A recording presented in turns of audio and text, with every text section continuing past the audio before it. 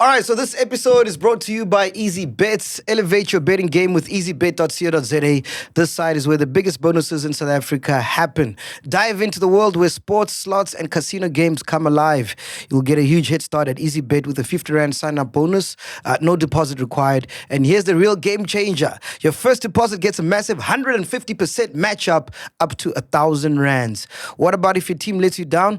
Easy Bet throws you a lifeline with up to 15% cash back on your losing bets. Where else do you get that? Ready, set, bet. Rush to Easy Bet and use the promo code MacG50 for your 50 Rand welcome bonus. That's MacG50 for your 50 Rand welcome bonus. Easy Bet Group Pty Ltd is licensed and regulated by the Western Cape Gambling and Racing Board. No persons under the age of 18 years are permitted to gamble. Winners know when to stop. And don't forget, every single week for the past festive season, we've been giving away a PlayStation 5, all thanks to Jack Daniels. All you got to do is purchase your 750ml bottle of Jack Daniels and keep the receipt or online invoice. Scan the QR code or visit our website, thisismacg.com. Follow the steps, upload your receipt and bottle picture and submit your entry. Each purchase counts as one entry, so the more bottles, the more chances you have. Make sure your content details are spot on. Enter as many times as you like, and then tune into Podcast and Chill every Monday to find out who the winners are. Us the shit!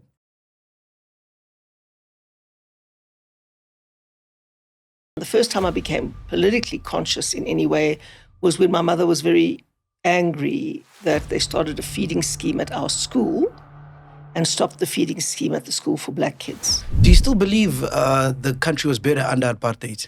When did I ever say that? You tweeted it a little while back. What? Yeah, you remember. Should have pulled up the tweet. I was saying, take what you inherit from the past, even if a lot of the past was bad, and take what you can build on and make it better.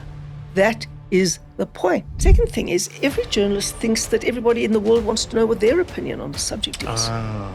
And, you know, no one is actually interested in your opinion. That was one of the first lessons we learned in journalism school. By the way, does it bother you that people think you're a racist? Well, I know I'm not. And anybody who knows me knows I'm not. And why should I worry about what totally uninformed, malicious people think? Please grab her flowers there. No. I think she's had them long enough. No, I think I have to get them again for that. I'm just giving them to myself again. I want to play a quick game with you, right? Ooh, we're gonna have I'm some not fun. good at this. I'm not good at this. No, this one is fun. This one is fun. There was another one. Don't catch me out now with roadkill or anything like that. Power is an interesting thing. Oh, yeah. It doesn't change who you are. It reveals who you are. Oh. We can't wait to see you in power.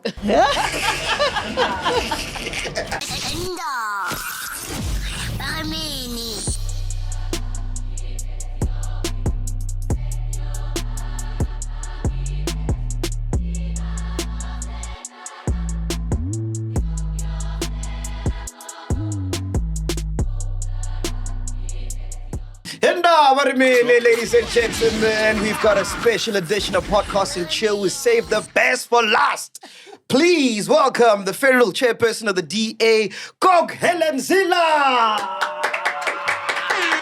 Thank you so much for your time. Thank you so much for coming through. We heard through the grapevine that you are the one who's actually running the country. So we've got some flowers for you. We wanted to give you your flowers while you're still alive. Goodness, thank you. While I'm still alive before it kills me. To Madame President. Thank you very much. And look how it goes with my outfit. How'd you like that? Isn't that perfect? Beautiful. You see, we girls are like that. We check on the outfits beforehand. Yeah. What does it mean to be the federal chairperson of the DA? Are you the most powerful person in the DA? No, absolutely not. The most powerful people in the DA are the people who make up the structures that take the decisions. Yeah. We don't work like a party where the leader controls the party and the party controls the government. No.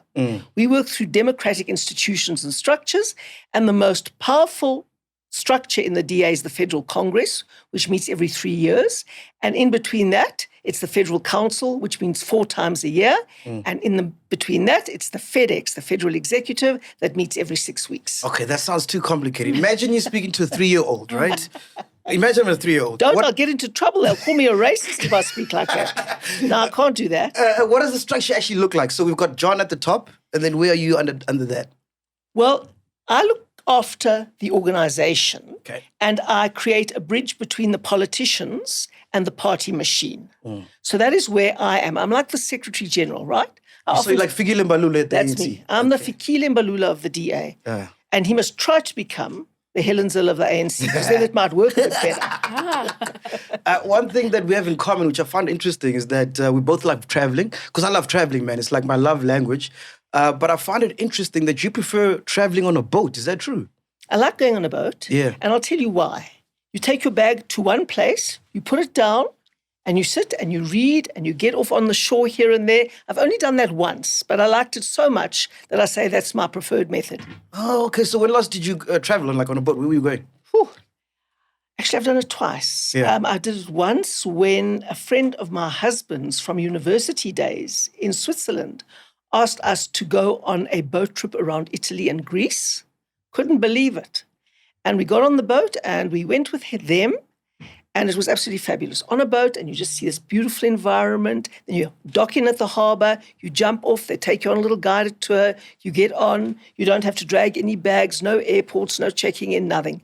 So you're in one little room for your whole holiday, and you get off here and there on the shore, and that's what I like. I found that very interesting, man. So is it more of like, does it calm you or does it release your anxiety? Like, what's so special about you traveling on a boat? Well, the sea is very relaxing. Yeah. It is very relaxing, and then you've got a lot of time to read. And what I don't like about traveling is having to get to the airport, then the bags, then the check-in, then the this, then the that, then all the transport in between. I like to go to one place, have a lovely little time, and come back. Because what I say, people that like boats, I think they just hate people. Because when you're on the boat, you're just surrounded by sharks, dolphins, stuff like that. Not really people, you know what I mean? You don't know how many people are on the boat. Yeah. In fact, you've got to love people to be on the boat. If you hate people, you don't go anywhere near a boat. Yeah. Because there's so many other people and you can't run away with them. There you are, with them on the boat. But surely you're traveling by yourself, right? On the boat? Or you with other people? With other people. Do you have like a yacht or anything like that? No. That would be nice though, eh? It wouldn't be nice. All of these things take upkeep and maintenance and yada, yada. Yeah. It's better to just go, have a lovely holiday, come back and think of the next thing. So I give you a call, right? Let's say we're buddies, right? Me and you, we're best friends right now. Good. I give you a call. I'm like, Besties. ZILLE, this weekend I want to be with you in a boat. What must I bring with? Like, what does it look like? What are we doing on Friday, on Saturday, on Sunday? Of course, it depends where we're going and what time of the year we're going, because then you have to bring different kinds of things. But if you want to go to Croatia, which is... I heard it's beautiful, gorgeous, yeah? And you go on a little boat with about, I'd say, 8 other people on it. Yeah. And you go from island to island, and then you get on your bike and you drive right across the island and back. You see everything absolutely spectacular. You meet the locals, you eat at the local simple restaurants, and the environment is beautiful. The sea is magnificent. Lovely.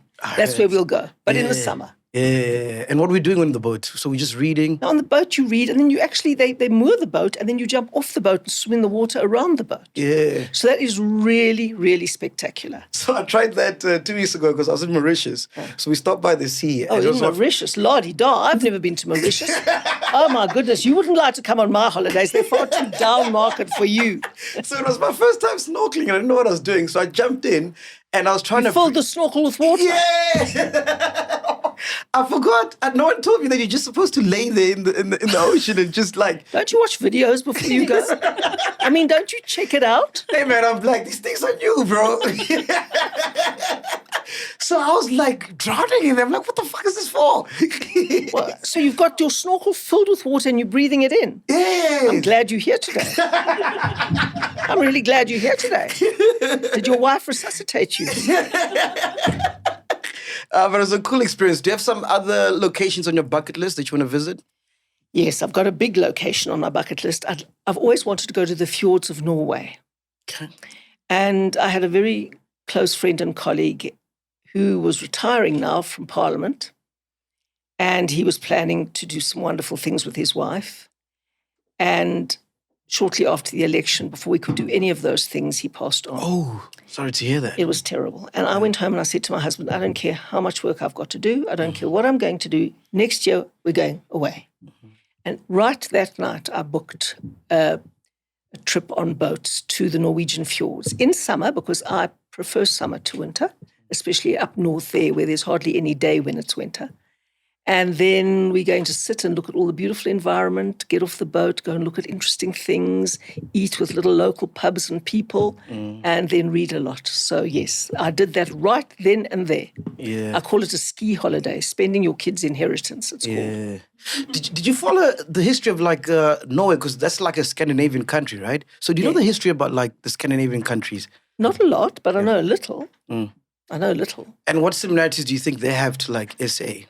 Like nothing. Like the Vikings and Like all those guys? like nothing. Yeah. I mean, it's an extraordinary place. Everybody takes total responsibility for giving their best, for adding more value to the society than they extract from the society. They take their responsibilities unbelievably seriously. They are very self-contained. They are very gentle people. Yeah. Would you ever relocate from SA and move to another country? Never. Nah. Never. I nearly married a guy who wanted to take me to America. He was What? an American. And you're like, are you I mad? said, are you mad? No, this is my place. This is my heart home. Bro, I always tell people that because a lot of South Africans are not well-traveled, right? But when you start going to these other countries, you realize and you actually appreciate how beautiful and how much substance and culture we have in SA. I don't know what you've said on the show, but you've never said a truer word than that. Yeah. Janine and I have just been overseas twice on business, and we promised each other overseas, ons gaan nooit weer kla as ons in Suid-Afrika is. We will never, ever complain again. Asikalazi, too. Yeah, it's kind of nice. Next. Never. So your grandparents, right? They flee from Germany during the Holocaust, right? My parents. Your parents. Oh, it's your parents. My Okay. parents, that generation. Yeah. So they come here, right? Yeah. And when they come here, it's now apartheid, right? Are they Just for, shortly after they came here, Yeah. the National Party was voted in. Yeah. Are they for apartheid or are they against it? Because they just come from the Holocaust, so they know, like. Yeah, they know. They very much know. So that's why they were very against it. My father joined the Torch Commando. My mother, as soon as the Black Sash was formed, joined the Black Sash. They were in the Progressive Party. Yes, now my parents have a long history of anti-apartheid activism. I heard that apparently your mom said to you that when you were growing up, she said, you have a lot of potential. One day you're going to be a very powerful man's secretary. I grew up in that time, you know. Yeah. My mother thought I was hardworking and organized. Yeah. So she said to me, one day you'll be the secretary to a very powerful man. Yeah. I thought that was a big compliment. She did too. Yeah. and seeing what you've become, what does she say now? Well, my mother lived to see me become the premier. Yes, she did. And she was pretty stunned, you know. It was just not in her environment or in her realm of thinking. You know, she was lucky to escape with her life. Yeah. So she was very happy that she had her life and very grateful to South Africa that she could find a place to live because many people couldn't, and then they died in the concentration camps. So for somebody who's just been incredibly relieved to escape with their life, to see their children making something of their lives is something very nice. I think it was nice for her. And you probably wish that for your kids as well, right? Look, I wish one thing for my kids. Yeah. And that is to live a life that they value, that is valuable to them, and that they feel they are contributing as much as they are capable of contributing and living happy lives. Take me back to the day when, as a kid, you cut off the tip of your finger. My finger? Yeah, by sticking it into your mum's blender. What was going Well, on? there were no such things as blenders in those days. You know, this is now like 2 generations before blenders. Yeah. My mother had this big mincing machine that she used to mince meat on. I don't know, we'd minced our own meat on a small holding out there where we lived. Yeah. And I was fascinated to watch. I was little, I was 3. And I wanted to see how this thing worked because I was always very, very inquisitive and curious. Yeah. So I put the chair there and I got onto this thing and I'm switching this and pulling this and this and that. And then I switch it on at the wall and then I stick my finger in and I chaka, chaka, chaka, chaka. Yes. Yeah. Which finger was it? Which finger? You see, it's still a stompy compared. You got a stompy. I took the top off. And that's always been you, right? You've That's always been very, me. very inquisitive, yeah? I have to find out how things work. I have to find, you know, when it came to Word and WhatsApp, I don't need to know how it works in the background. I am quite happy just to know how to use it. But with the machine, I like to get into the background a bit there and see what's coming down and where the knife is and what's happening. So where does the love of you wanting to be a teacher come from? Is that from your surroundings? Where does that come from? Well, I actually was a journalist. Yeah. And that was what I loved doing. And that came from my father and my mother. They were very interested in the news. And every day when we were driving to school, my father used to buy the Rand Daily Mail on the corner, and he used to make me summarize it for him. He used to say, tell me what's happening in the world. What age is this? I was at school. I was little. I was reading. Obviously, I was reading by then. Yeah. But I was, and he'd say, what's happening? And then I'd say, oh, well, on the front page, there's this story and that story and that story, and that's the development. And since yesterday, this is what's happened.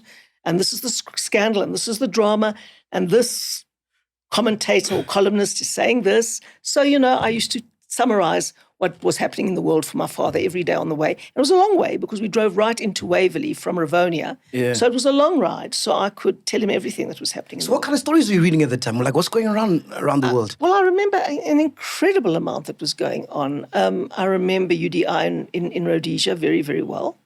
I remember when we went on the floating standard on the gold.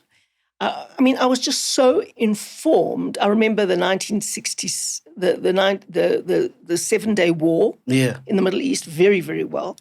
And I'd read all these stories to my father. And we had obviously current affairs classes at school in what was not yet then called life orientation, but eventually became it. And I used to know far more than the teachers about what was going on in the world and what the issues were and, what the conflicts were. And that was the love I got from my father. You went to St. Mary's. Were there any black kids when you were around at St. Mary's? At that stage, it was only ambassadors' kids who were now being allowed, yes. I went to a very small local, predominantly Afrikaans primary school. Yeah. And then my parents sent us to St. Mary's. So who's inspiring you? Like, who's your mentor at the time when it comes to journalism? Like, who are you looking up to? Who you loving that time? I think really Alistair Sparks and Laurie Gander. They were big, big names. And I used to read them a lot. Yeah. And we used to always keep the newspaper when we got home for my mother to read because she always used to like to read their columns. Yeah. What is it about them is it their writing style? They were very progressive politically at the time. And you must understand it was a very closed society and they challenged a lot of the assumptions of the apartheid government. Yeah. And I think that my parents liked that, yes. Who's Harry Schwartz? Wasn't he? Harry Schwartz, yeah. Harry Schwartz was an MP. He was in the United Party a long time after my parents had left the United Party and gone with the Progressive Party. But Harry Schwartz was the MP for Yeovil. He then created the Reform Party when he split from the United Party. And then the Progressive Party and the Reform Party merged, which is when Harry Schwartz became part of the Progressive Reform Party, then the Progressive Federal Party. And Harry Schwartz was the MP for Yeovil, and my father was his constituency chairperson. And does he mentor you at this time? Well, I knew him, but I wouldn't say mentor is the right word, no. Yeah. What would you say? What's the right word? Well, I used to go and do a lot of work in elections and by-elections and stuff. And so I learned a lot from many, many people. Yeah. From Helen Suzman, from everyone like Rupert Lorimer, I remember being on there, Thelma Brody, then later on Ken Andrew and Tony Leon and others, yes. Tony Leon, I remember Tony Leon. He's younger than me, actually. But Is he? But what's your recollection of apartheid, like in your eyes as a white person back then in that time? Like, what was happening? You see, as a kid, I grew up on quite a big property and it wasn't a developed suburb, right? It was sort of rural. Yeah. And we played with a lot of black kids as we were growing up. And the first time I became aware of it was when we weren't going to the same schools, and that puzzled me a little bit. And my parents used to speak quite openly about what was happening. And the first time I became politically conscious in any way was when my mother was very angry that they started a feeding scheme at our school and stopped the feeding scheme at the school for black kids. And my mother was really angry. And I remember it was always very difficult for me to eat that little block of cheese and drink that half cup of milk that they used to make us drink and eat to have some protein. Now, I mean, my parents were obviously very poor. They were refugees. They came here with absolutely nothing. They built everything up from where they started. But a lot of the kids at my school came from very poor homes. And you can see the malnutrition in their skinniness, and it was very obvious. So it was just the end of the Depression years. It was about 20 years after the Depression years, but you could still see the consequence of it. You could still see the consequence and the poverty of it. So, they were trying to keep people alive. I mean, it's very interesting that Lee Kuan Yew tells exactly the same story about Singapore and trying to get the kids out of this incredible skinniness of theirs. Anyway, so, my mother used to make me very conscious of that and conscious of the disparities. Yes. Isn't that a lot to take in at that young age? Because you're just supposed to have fun and just enjoy being young. My mother was a very direct and honest person, and she just told it like it was, So I think maybe that's where you get it from, right? Perhaps. I'm congenitally unable to pretend. I just tell the truth, and if it gets me into trouble, that's sad. Do you still believe the country was better under apartheid? When did I ever say that? You tweeted it a little while back. What? Yeah, you remember. Should have pulled up the tweet.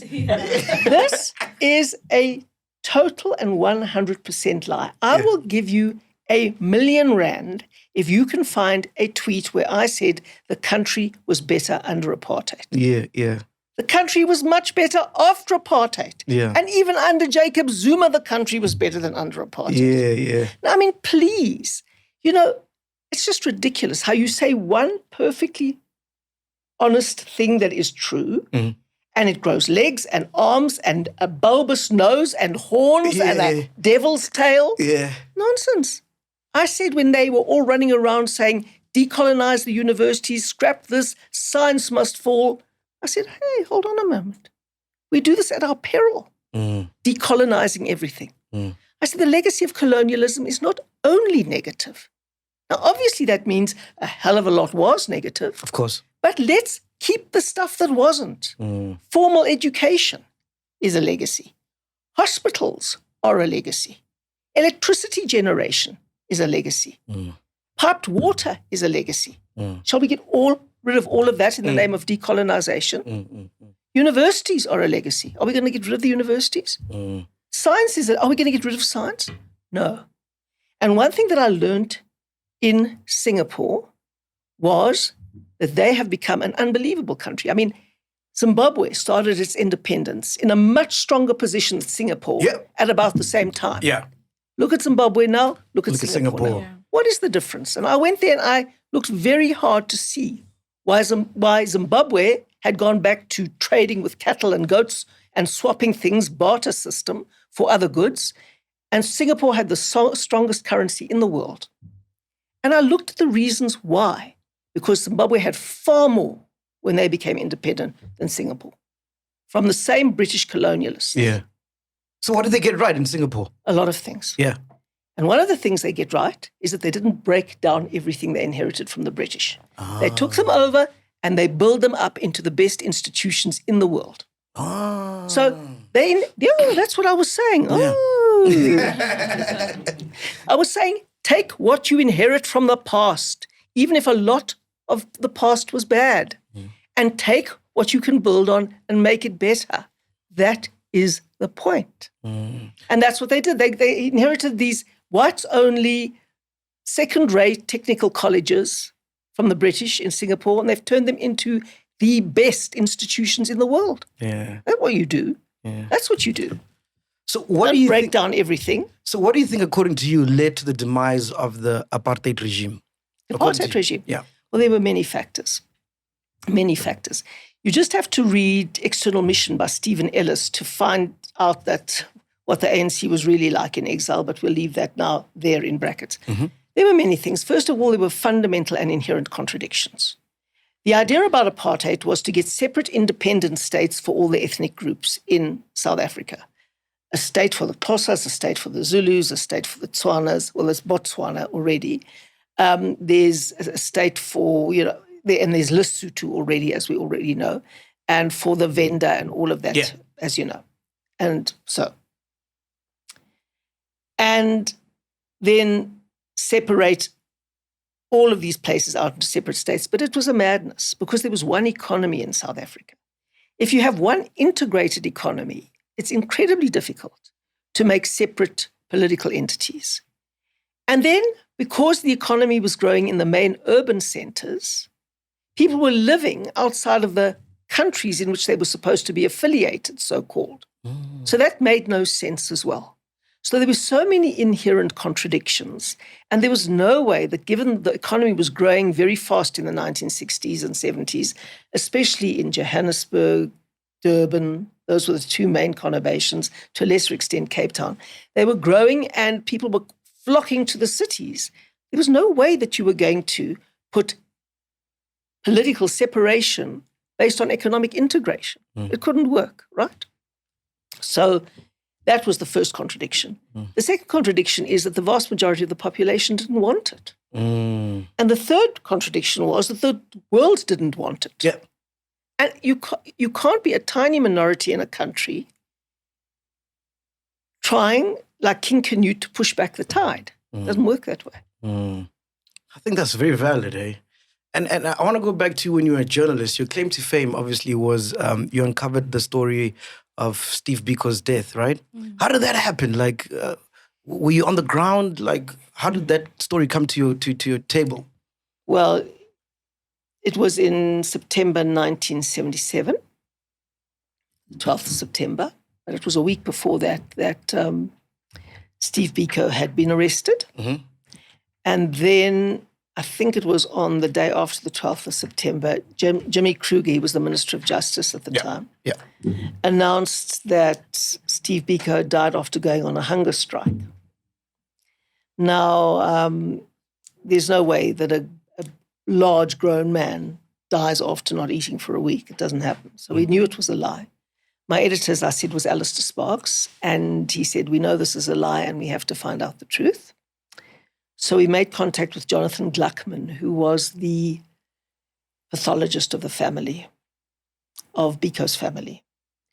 And he said he could tell us the truth, but we could never, ever quote him because he was obviously in a position where he had to maintain confidentiality. So we saw the medical papers. We saw that it said he died of brain damage. Now, we had the truth, but we had to be able to write the truth without compromising our source. And so Alistair sent me to speak to all the other doctors in Port Elizabeth to see whether they would give us anything.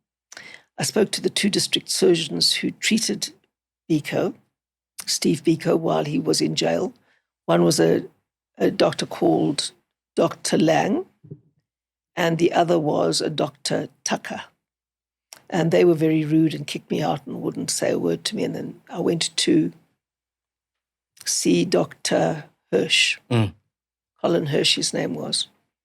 And he told me that he couldn't say anything to me, but that he could confirm that Steve Biko had not died of hunger. Jeez. And it was a far worse story than that. Yeah. So now you're digging deep now. And we went very deep. And before that, well, when I got back, Alistair said, what can we say? And I said, well, Dr. Hirsch was a specialist neurologist. Now, when you go to see a neurologist, you know that they suspect that there's something wrong with your brain, right? So he's a specialist neurologist. And I went to see him because I knew that the state had called him in. So there must have been something wrong with his brain. And he said to me, he can tell me that Steve Biko did not die of a hunger strike. And then I came back to Alistair and I said, we can say categorically that Steve Biko did not die of a hunger strike, but I didn't get it from anybody on the record that he died of brain damage. So our big article said, no sign of hunger strike, Biko doctors. And then I was hauled in front of a judge at the press council for that, and it was all the drama that normally happened under apartheid when you wrote stuff that the government really didn't But like. did the government know that you were going to publish this? Because they always get intel regarding all the articles that you guys publish. Well, it was only Alistair and I on that story, and I came back late at night, and we published it the next morning. So, yeah. You had to publish it real quick, yeah? And the backlash, was it insane? It was big. Yeah. It was insane. Jeez. In fact, I had to move out of my flat for a while because I had a lot of death threats at that stage. Death threats? It was part of the job. During that time, when you're a journalist, did you ever encounter like the other political fighters like Chris Hani? No, well, he was obviously, I mean, the ANC was banned, you'll remember at the time. Yeah. So they only came back after they were banned between 1991 and 1994, really. So you met him though? I can't, it's terrible. I can't even say that I recall me. I mean, I met Nelson Mandela a number of times. And of course, Thabo Mbeki often, and Jacob Zuma often. Yeah. But I cannot tell you categorically whether I ever met Chris Hani. I'm sorry. When you meet Nelson Mandela the first time, what's happening? What's going on? Well, he walked around the corner at the Woodstock Holiday Inn, and I was at some kind of event there, and he was going to attend it, and he walked around the corner. The first thing that struck me was how tall he was. Yeah. He was very, very tall, and he had a very imposing presence. And then he was very warm and very gentle. Those are the things I remember about him. And then I had lunch with him once, directly opposite the table with him, and he was just very warm, very kind. Geez, what's the first thing you ask him? I'm sure you had so many questions, right? Well, the first time you see him, you don't know what to say, so you just listen. Yeah. And he'll ask you, how are you, this and that. He's very, very... Why did you leave the Rand Daily Mail? Because they fired my editor, and I said, no, that's it. I'm out of here. Why did they fire your editors? Because of the... The Rand Daily Mail wasn't making any money because we were very anti-apartheid, and the white community, which had most of the spending power, most of them did not like what we were publishing. But we said we had to continue publishing it anyway, so we had a big fight about that. What do you think about journalism now? Like, do you think... Let's not go there. Let's not go there. I mean, if I had ever put things in quote marks that someone hadn't said exactly, or if I ever took a liberty with a fact, I mean, you were fired on the spot. I remember one young woman who was going out on a date, and she really wanted to go on this date, and she was writing a story and she had to get comment from somebody, and she wrote on the end of her story, so-and-so wasn't available for comment, and left it there. The next day, that man phoned the newspaper and said, how do you mean I wasn't available for comment? Yeah. No one tried to phone me. Now, we didn't have cell phones, obviously, in those days. There was no records. But the editor went and said, did you actually phone him to try and get hold of him? And she said no. She didn't lie. She said no. She was fired right there. Those were the standards. Yeah. And another guy, we used to have a hot stone. You used to print it there. It wasn't like you had to write it on an old clunky typewriter. No editing online or anything. And then they used to go and set it in the print room. And then they used to print it off the newspaper that used to run off things like that. Completely different technology, right? And one day the guys on the stone were getting lekker drunk, and it was the moon landing.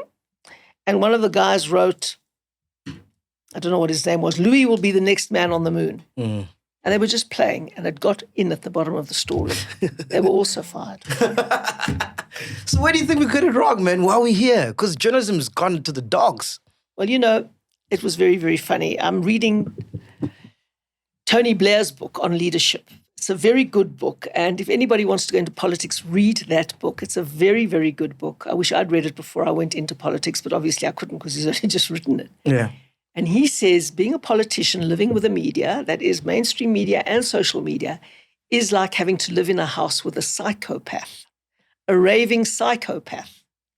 And that psychopath is trying to trip you up, get in your way, badmouth you, send wrong messages into the world about you, doing all of those things all the time, and they never stop. And you can determine how you're going to live with it. If you want to be a politician and try and fulfill your mission as you see it, you have to live in that house.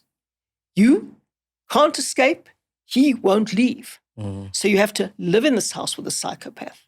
And in the end, you've just got to build a little shell around yourself and just get on with doing what you have to do. You'll be misquoted. A lie will go halfway around the world in double quick time because of social media. I mean, it's taken you this long for the truth about my comment to come out. You thought I said life was better under apartheid? Yeah. What do you think I said? Yeah. I would never say such a thing. You see?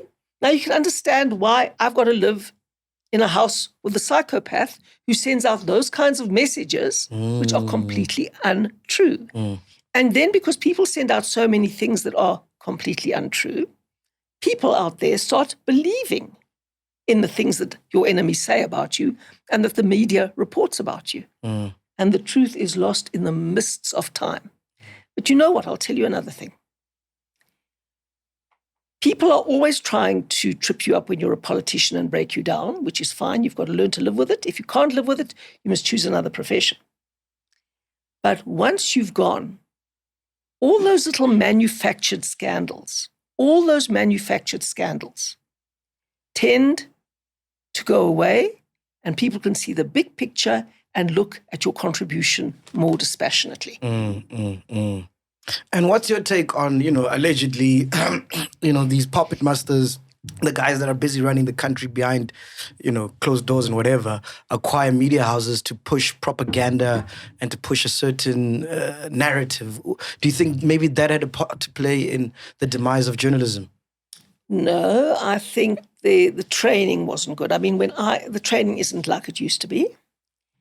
And I mean, I had to go for a cadet course for 18 months. I mean, it was serious stuff. And I had to be able to do shorthand at 120 words a minute, so that I didn't get someone's quote wrong. So that I could write, because we didn't have tape recorders, so that you could write as fast as the guy could speak. That's how you had to do it. And you had to get it exactly right, your quotes. And the training was rigorous. So that's the one thing. The second thing is every journalist thinks that everybody in the world wants to know what their opinion on the subject is. And, no one is actually interested in your opinion. That was one of the first lessons we learned in journalism school at the Rand Daily Mail's cadet school. I did my degree and then I went to the cadet school. And they say, you are at an event or at a place or at a crisis or whatever it is because the rest of the world needs to know something about it, but they don't want to be, or they haven't got time to be at the place that it's happening. So you are their eyes and ears there. And they are not interested in what you think of it. Gotcha. They are interested in you capturing the essence as factually as you can and conveying it so that they can make up their mind what they think. And the person you write for is the audience that you've got. And imagine that person as an average intelligence, interested person who can't be at all the places they would like to be and would like to know what is going on. And when you are a very good journalist, then you may, after years of experience, be given a column where you can write what you think about what's happening. And that was very good. Because, today I see what journalists are writing and I can see they're all writing for each other. Yeah. Look what a cool dude I am. Look how I punched her in the nose. Look what I did to this one. No one's interested. You're not a celeb, dude. I mean, you are because you created your own podcast and no one has to watch it if they don't feel like it. Yeah. But if you're buying a newspaper for the news, frankly, you want accurate reporting. But do you think these media houses are captured or they really, really are independent? I just don't think they know what journalism is, really. You reckon? Yeah. I absolutely do reckon. And I mean, you've seen in America now, what all the media thought and the journalists thought and what actually happened. Yeah. They're completely out of touch. Yeah. But the biggest compliment I ever had was one of my arch enemies, was Louis Ligransi, and he was a National Party cabinet minister. And it was at the time of the split between the Conservative Party and the National Party. And there was a big split and a big fight in Potchefstroom, his constituency. And there was a public meeting in Potchefstroom that he wasn't at.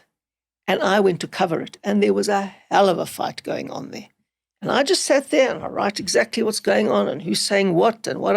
I get to a ticky box that night and I'm phoning through my story because there's no, transmitting anything. You find a ticky box, you reverse charge call your newspaper, the typist sits there and types and you tell your story from your notes. Yeah. Accurately, get the quotes right, everything. And the biggest compliment I ever had was when he said, later in Cape Town where he was, just get me the Rand Daily Mail so that I can actually see what really happened. because he wanted to read my article, because he knew I wouldn't be the burger or this one embellishing for this side or this side. Got you. He knew that if he read my story, it would be exactly what happened. And that's a compliment when you're a journalist. So when you get fired as a journalist, how do you get into politics? Because apparently it was a mistake, right? So I wasn't fired, I resigned. But Just to put it out there. yeah. I've only been fired by one newspaper, and that was the Daily Maverick. They fired me. Okay. But how do you get into politics? Because it was a mistake. Yeah. It was it was a complete mistake. I mean, I was the Director of Development and Communications at UCT. Got you. And I was the chair of a governing body when my children were at school, because I believe that parents have to take real interest in their children's education. They have to get involved in their schools. They have to be there for their kids, even if they're very busy professionals. And I believe that very strongly, and that's a culture change we need in South Africa across the board. Anyway, I was chair of the governing body of the Grove Primary School, and I'd been involved in that capacity in commenting a lot on the new South African Schools Act that came about just after 1994 election. And it was a good piece of legislation. We put a huge amount of work into contributing in a small way to the final product. We liked the final product. The first thing the ANC did when the bill was passed was break its own law and enter into something called a voluntary severance package and redeployment scheme. And I knew that would be fatal for especially poor schools, as the government was offering a lot of money to teachers to leave the profession so that they could redeploy people all over the place in an industrial relations exercise that had nothing to do with the quality of education. So I took a strong stand against that, and I mobilized 80 schools, and we fought it very hard in court, and we won. Oh, wow. And we won. And I was doing a lot of writing, because I was a good writer by that stage, about what this was about what it meant, about why it was so dangerous. It was the first time in my life I was called a racist, of course. And that was the first time I learned how you could completely deflect a debate by calling someone a racist. And then obviously no one wants to listen to what a racist has to say. Yes. So they're not prepared to listen to your argument or anything else, you see. So I knew that was going on there. And I got a big fright the first time it happened. Now, I'm in my shell, and this raving psychopath can run around and say what he likes. I don't care about that. But by the way, does it bother you that people think you're a racist? Well, I know I'm not. And anybody who knows me knows I'm not. And why should I worry about what totally uninformed, malicious people think? Because you wouldn't be here if you were racist. I mean, well, I don't know about that. But racists go to the strangest places. Yeah. But you can't judge whether I'm a racist, whether I'm here or not. Got you. That's not the way you judge whether I'm a racist or not. Yeah. Look at what I've done in my life. Yes, I don't wear it on my sleeve and say what I've done in my life. And what I don't say it. And the small things that you've been talking about here now are very, very much scratching the surface of what I've done. I don't talk about it because if you're going to do good deeds, you don't talk about them. That's the bottom line. But it's got nothing to do with good deeds or whatever.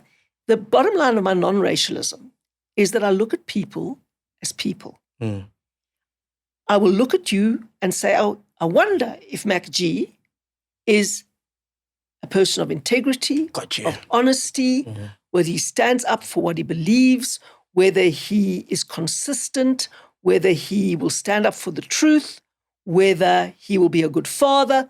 All of those things are what's important to me. The fact that you've got a little bit more melanin than I have, I'm catching up, by the way. I'm getting there. In about 20 years, I'll be close. Good luck. Yeah, no, I'm getting there. Yeah.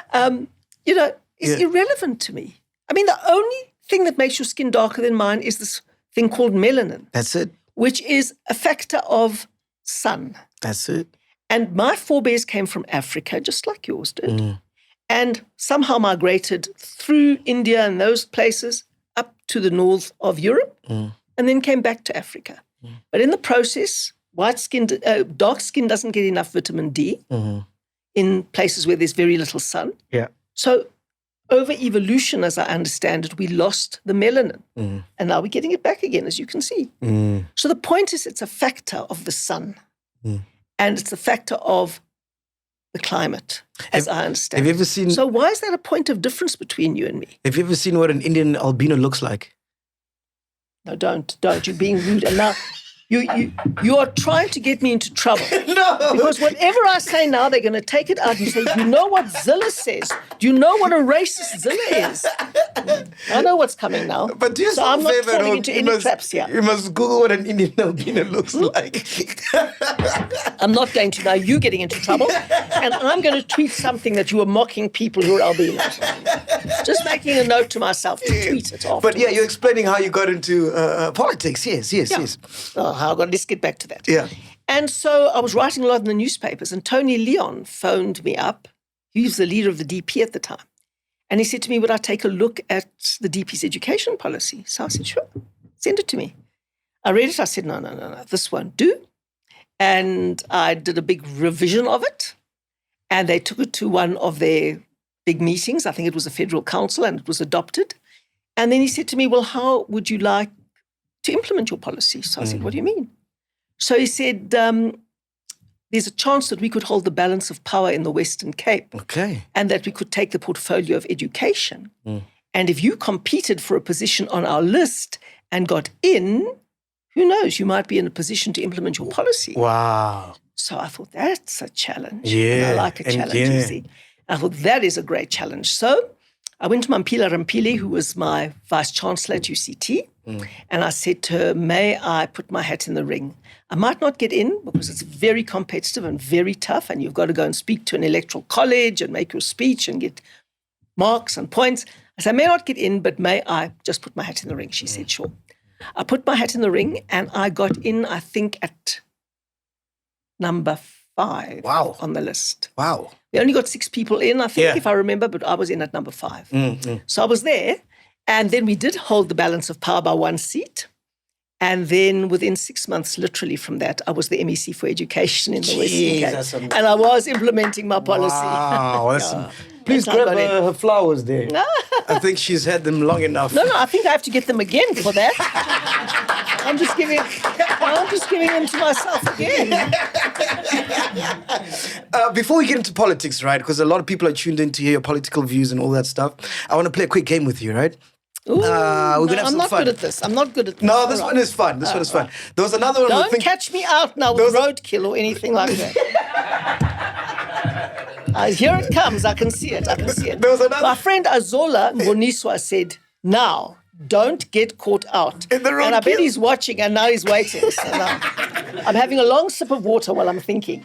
No, I'll tell you, we had another game which was far worse, but we couldn't play that one. So this one is a lot milder. Do you want to know what we wanted to do? No, I don't want to. All right, cool. Here we go. I'm a go-go. Between Gwede Mantashe and Fikile Mbalula, who would you date to end world hunger? To end world hunger? Yeah. Definitely Fikile. Fikile! Okay. He's not as grumpy. Gwede is grumpy. Yeah. Is he a type, Fikile? Look, Fikile and I actually, I don't want to destroy his political career. Yes. But we actually get on quite well. Wow. Sorry, Fikile. Yeah. If he can actually answer a letter that I write to him, or respond to a message, or answer a phone call, we get on quite well. But that happens rarely, which is probably why we get on quite well. I've always felt that you guys are playing us in terms of politicians. I feel like behind closed doors, you guys all get along. Look, we are professional politicians. Yeah. And it sounds terrible, but it's actually, in the best sense, a very important and good job to do. Because you stand up for certain values that have implications in policies. And you do that because you really believe that if the country was run according to those, it would succeed for everybody and that everyone would be able to live in a free and prosperous society. Yeah. That's why you do what you do. It reminds me of wrestling, because when you watch wrestling, there's a heel, which is like the villain, and then there's the good guy. I forgot what he's called. The head and the heel, probably. Yeah, heel and something else. But when the cameras are off, all these guys get along, and here we are, we're involved, we've got so much emotion. We're like, no, we hate this guy because Shawn Michaels hates Hulk Hogan, you know what I mean? But when the camera's off, they get along well. Now, you see, we don't act. We are very sincere. I mean, I will argue with Fikile very, very strongly on many of the ANC's policies, and he will argue just as passionately back. Okay. But we can get on. He can, once he said to me, and I think it's probably true, and I said it to him, we've demonized each other too much. Yeah. So do you like your figure? Take it easy, man. Yeah, chill. Just chill. Chill. Podcast and chill. I'm not saying to do that. All right. You see, I fit here, you know? Yeah. No, we love you here. Zilla. Yeah, ZILLE.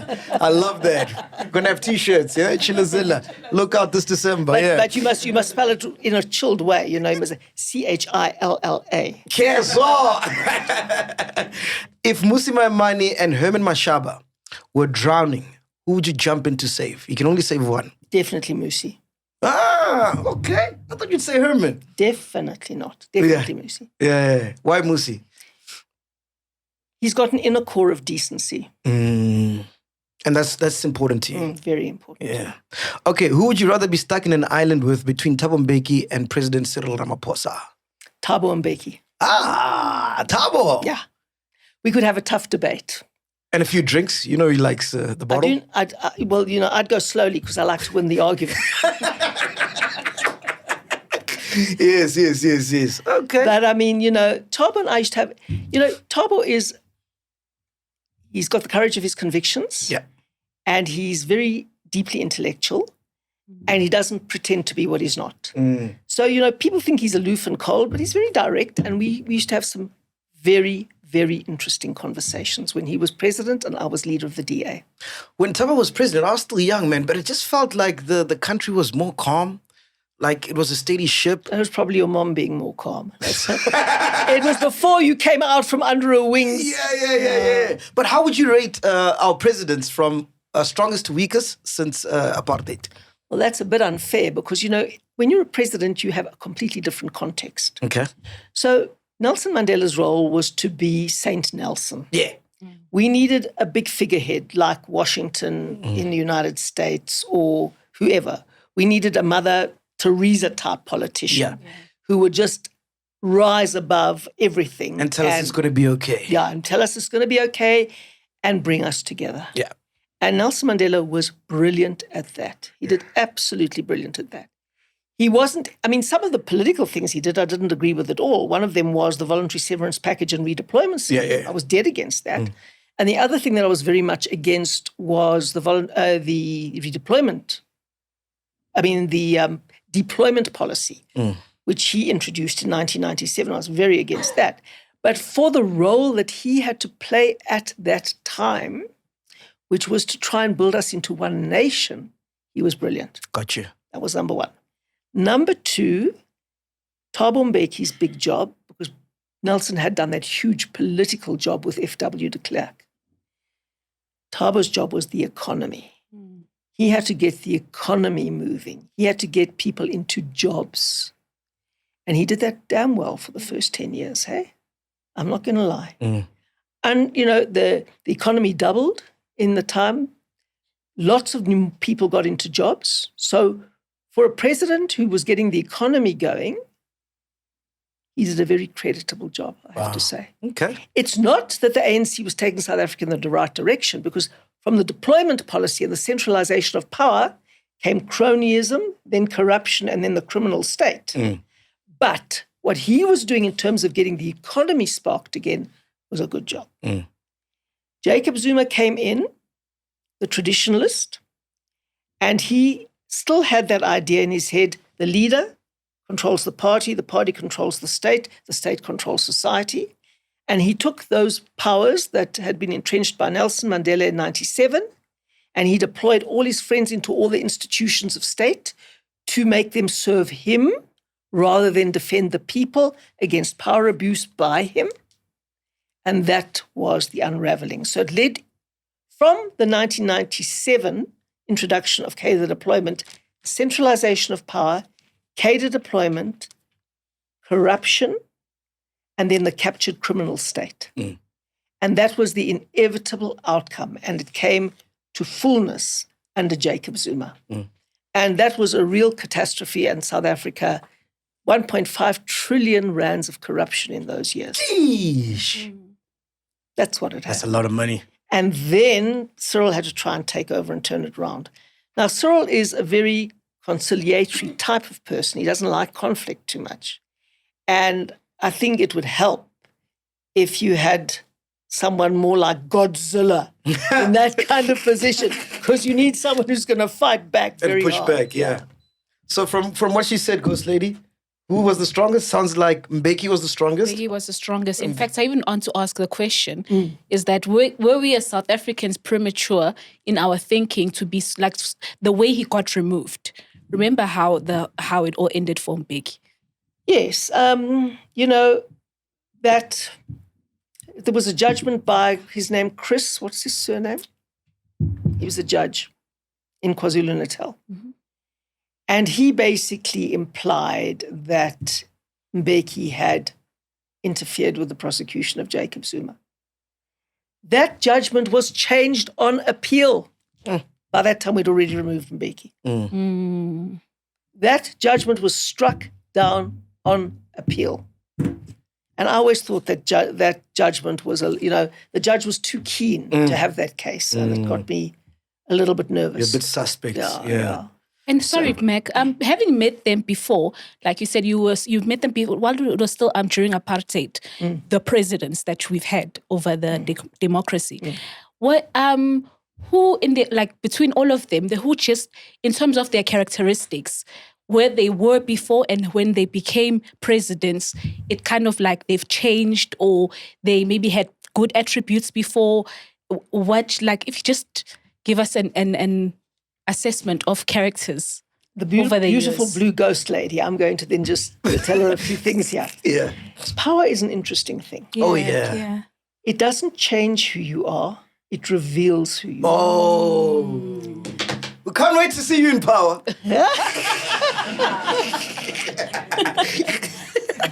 The only thing left for me to do is be a national cabinet minister and the president, maybe. Yes. But power reveals who you are. And I didn't come up with it. It's not my original thing. I think that was Coretta Scott King who came up with that, Martin Luther King's widow. And that is so right. You see, some people get into power and it fundamentally changes them. Screws them up. They think they're so important. They think that everybody has to run around servicing them. Blue lights, all the cars must get off the road. You don't have any blue lights. Did she come with blue lights? No. I think you Ubered, yeah? We came in a Kia. Yeah. I think it's a Kia. Yeah. Yeah. We came in a Kia. I mean, never. When Gayton McKenzie came to my house, we were in the middle of negotiations. He came to my house. He walks in, he looks around. He says, "Do you live here?" I said, "Zilla, why do you live in an RDP house?" Yeah. Then he looks outside. He says, "Is that your car?" Yeah. Because I've got a Yaris. Yeah. He says, "Is that your car?" I said, "Yeah." He said, "Why'd you drive a car like that?" Wow. I said, "Why shouldn't I?" Yeah. It's a perfectly good car. Yeah. Gets you from A to B. So he made me laugh. So you'd say, who changed then? Who changed them? Yeah. Look, they don't change. They reveal who they are. So who revealed? Yeah. They all did. Every single one of them revealed who they are. Because that's what power does. It reveals who you are. Who was the worst? So what did Thabo reveal? The guy I got on best with was the worst president. The guy I got on famously with was Jacob Zuma. Wow. You do not know how charming Jacob Zuma is. Yeah. You don't know how charming he is. Shalos. He taught me how to dance. He taught me how to dance. Yeah. I'm not waking this up. Yeah. You want me to tell you the story? Yeah, please do. Well, one day I went to a cabinet likhotla at Mpando Ndlopfu. Is that how you say that? Yeah, Panondlov. And I was there. And afterwards we had a braai at his place. And there was music. And Who's Brian? Is he Brian? I would lie, but I wouldn't be surprised. But I would lie if I say I saw him Brian. Okay, cool. But then there was music, and then everyone starts to dance. And you know that whole group dance that everyone was doing? So we were all doing that dance and everything. And of course, I'm the only DA person there, right? Yeah. And then they put on this sort of like waltzy music and stuff, and everyone stops dancing. So the next moment, I feel on my shoulder, I look around, there's the president. I said, "Hello, Mr. President." He says, "Would you like to dance?" I said, "I'd love to, but I can't. I don't know how." Yeah. He said, "No, come, I'll show you." Yeah. "Don't you know how to dance?" I said, No. I studied in my youth. You didn't party. So he takes me on this dance floor and he's now teaching me how to dance. And they've all got their cell phones out and they're taking this video of. And he says, and I said, he's very good. And he said, now just follow me. Just follow me. And he leads me around the dance floor really brilliantly. Wow. So I said to Mr. President, where did you learn to dance? So he tells me this hilarious story. He says, he was a young guy from Nkandla. Nkandla, yeah. Malala, huh? Is that right? Anyway, there he is from that place. And he says that he saw this lady in Durban that he really fancied. Oh. So he asked her to a dance. And he didn't put two and two together that when you get there, you actually have to dance. Yeah. So he arrives, and so they get there, and all the dance music's on, and people are dancing, and he can't dance. Now he's standing there with this lady. So eventually, another guy comes and asks this beautiful lady that he's with to dance. She says, thank you very much. She takes off her coat, hands it to Jacob Zuma, who's now standing there with her coat, and she's dancing with another guy. Oh, no! And he said he spent the whole night holding her coat while she was dancing with everybody else. And he had to learn how to dance now. And then he said he left, and he said, on Monday, I'm enrolling at Arthur Murray Dance Studio in Durban. And that's what he did. He enrolled at Arthur Murray Dance Studio. Wow. So then I came home and I'd tell my husband all of these stories. You know. And when I used to go to the Lechotlas, he used to say to me, now don't come back as Zuma's next wife. Oh, that's beautiful, man. So he was a terrible president, but he was an incredibly nice person. Speaking about Jacob Zuma, name 2 qualities you absolutely love about him. His warmth. Apart from his dancing, which you forget. Yeah, I've already said that. I like his warmth. And the time that he takes to do things you would never expect. So when my party was donering me for saying, hold on, everybody who's calling for colonialism and this and everything must fall, the legacy of colonialism isn't only negative. When my party wanted to donor me right out of the door for saying that because other people had interpreted it as the way you did, he called me and he said, what they're doing to you is wrong. Wow. It's really wrong. Now, I mean, who would think of doing something like that? I hope I would think of doing that. I hope I would. So he's a thoughtful person. So you like that he's thoughtful, the second thing? No, well, he's thoughtful about relationships, right? And I'm sure if he wants to destroy you, he'll destroy you in 5 minutes as well. We've seen that. I mean, he doesn't play games. He doesn't play games. That guy is a genius. But, you know, I don't know. I mean, and he used to be so nice when I went to see him. I said, Mr. President, next time I come here, I'm bringing a DA membership form. Then you're going to sign it over there because you agree with everything I say. Yes. Name a parliament member you would party with all weekend. All weekend. Is it Angie Muteka or Lindiwe Sisulu? Who would you Definitely Angie. Angie. Definitely. We're rocking and rolling. With Angie, I rock and roll. Yeah. No. Lindiwe Sisulu is as snooty as they come. Yeah. Ooh. Did you party when you were young? Because it seems like you were just study, focused, journalism. I suppose I did party until things got serious.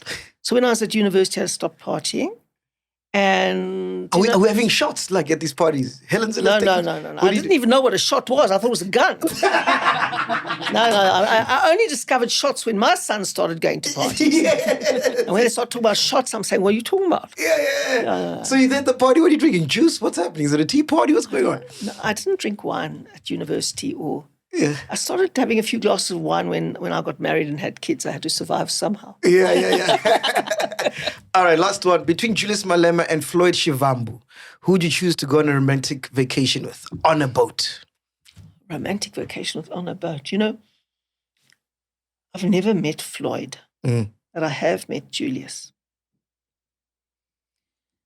Now, let me think very, very, very, very Who looks like will be fun? Jeez. Maybe good in bed, you know? No! You mean my Ben 10? I mean, talk straight if you want. Shame, you better ask them. I think they would refuse. I think they would both refuse. But I think you're leaning towards more Julius because you've met him. You know, Julius and I used to sit on the Judicial Service Commission together, and we agreed on one thing. The ANC was not allowed to deploy its judges into the positions. That's one thing we could agree on. Yeah. Okay, cool. All right, so GOGZILLE, it's 2024. We're about to head into 2025. According to you, What is wrong with the country right now? Right. What is wrong with the country is that the government is not fulfilling its part of the compact that we made in 1994 for the most part. So what does government have to do? Government has to make sure that it fulfills basic service delivery, gives people an opportunity at education and health, and creates conditions to grow an economy so that every person can come into the world safely and become the best they can be, because we live in a free and prosperous society. Now, it's not only the government's job. Lots of people aren't doing what they're supposed to do in the social compact. So I often describe it like this. If we want to be a successful country, we've got to see the prospect of every young person as having to climb from the bottom of a ladder to the top of the ladder. And the government has to provide that ladder. So when you come into this world, you have to be able to do it in an environment that is safe and clean, where there'll be oxygen for you to start breathing, where there'll be a doctor to make sure that or a midwife to make sure that your umbilical cord is cut in a sterile way, that you won't get sick and malnourished in your first months, okay? That there'll be a preschool for you to go to, that there will be a child grant for you to get, that you'll go to a proper good school, that you'll go to a high school, and that when you graduate from school, you'll go to university, and that the government will be corruption-free and providing all the services so people invest, grow the economy, and you can get a job and start a family later. The government's job is to create that ladder and make sure that ladder is there for you to climb. Your responsibility is for you to climb that ladder. So you can't go and start taking drugs on rung 3 of the ladder, because that's not the government's fault. That's not their choice. Mm-hmm. Is the ladder there? Are there rungs on it? That's their responsibility. And they're not doing it because in many, many places there's no clean water. We're here in Johannesburg. For weeks you go without water here. They're not doing the basics. Electricity, Eskom stopped generating electricity. So the ladder is not there in the first instance. A lot of the schools are useless. Ladder not there. But then parents have an incredible responsibility as well, not just the government.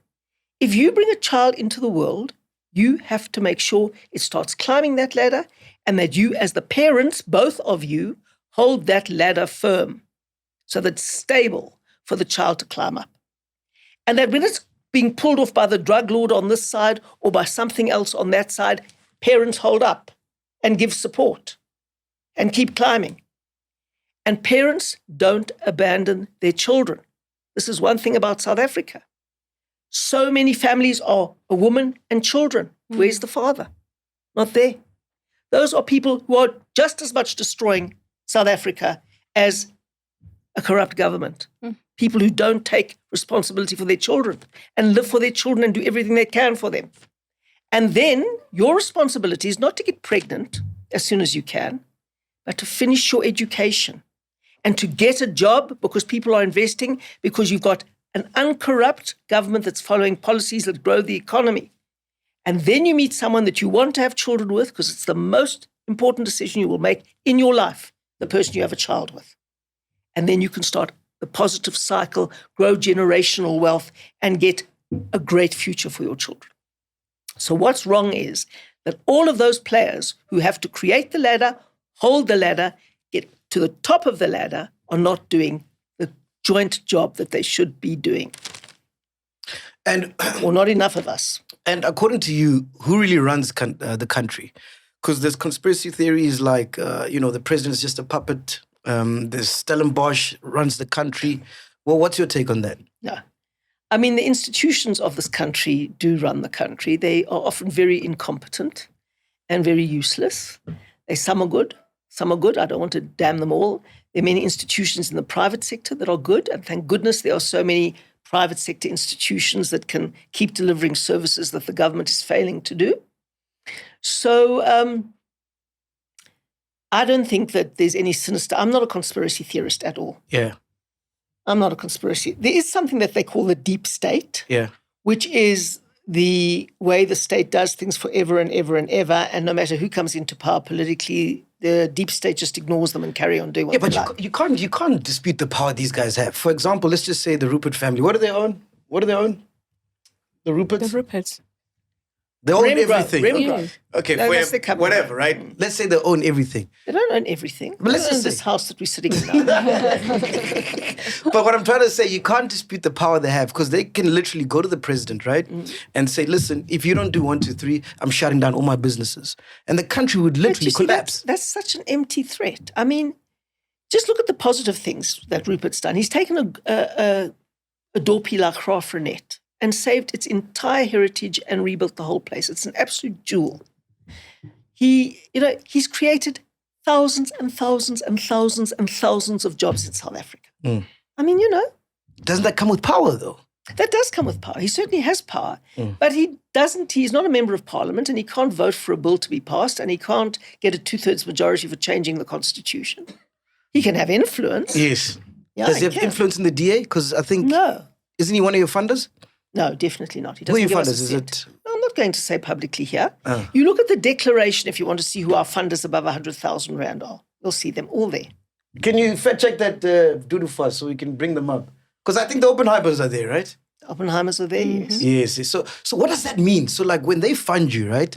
Is it I scratch your back, you scratch my back? Absolutely not. Okay. Absolutely not. Whenever we go fundraising, we say, you are supporting democracy. And we always take a witness when we go fundraising so that we can never say, and we will do this for you if you do this for us. Never, ever, ever. But these guys are businessmen. Yes. They they're must have an businessmen. interest in. They have a huge interest in having a functional democracy in which there is clean government and policies that enable people and encourage people to invest.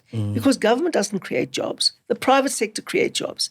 And the private sector will never invest if there's a corrupt government that can't deliver services. That's why so many businesses are moving now to Cape Town and the Western Cape. Because you can't function in a place where there's no electricity. You can't function in a place where there's no water. You can't function in a place where sewage is running into the drinking water. You've got to have good government.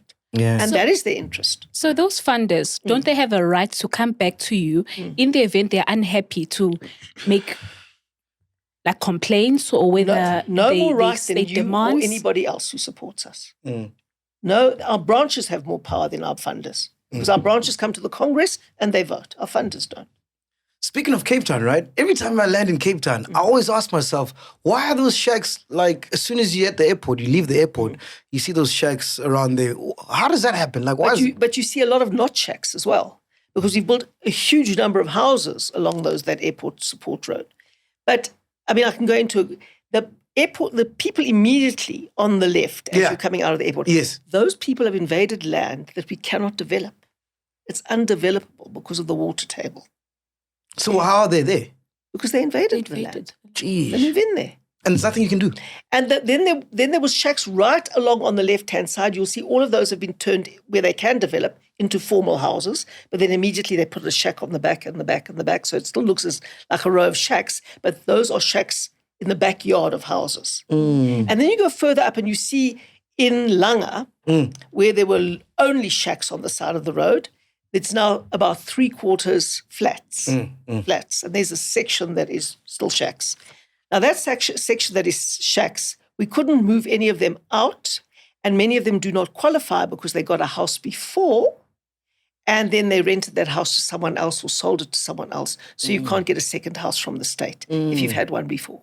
So we've really worked very hard, not only on that place, on every other place. But there is no way, given the rate of urbanization, that the state can build a house for every person who needs one. There is no way. I found it so bizarre because, I mean, Cape Town is promoted as a tourism place, you know. And, you know, let's say it's my first time in Cape Town. I get to the airport and literally that is the first thing you see. And I was like, how is this even possible? Like, how's no one seeing this? Well, of course we see that. But where the reeds are, where people have grown there, we absolutely cannot develop there. We cannot develop there. It's not possible. And going in, you will see along the road, we've developed a lot of formal housing. But not only there, we don't try and make a pretense for visitors along the road that you come into Cape Town on. I mean, there's far more houses built in many, many other places. But the truth is, we're a developing country that has massive urbanization. If you go to India and you see the informal settlements there, you can get to the top of a tall building, and as far as you can see, around 360 degrees, only shacks. Jeez. And much more dense than ours. Yeah. And often triple stories. Like the favelas type vibe. Yeah. And then in terms of the So obviously, we'd like to change that. Yeah. But the way that that changes is by growing the economy, not by the state building houses. Because the state gets money, the state hasn't got any of its own money. It's money from taxpayers. Yeah. And the more taxpayers there are, the more money the state gets. And the more the economy grows, the more taxpayers there are.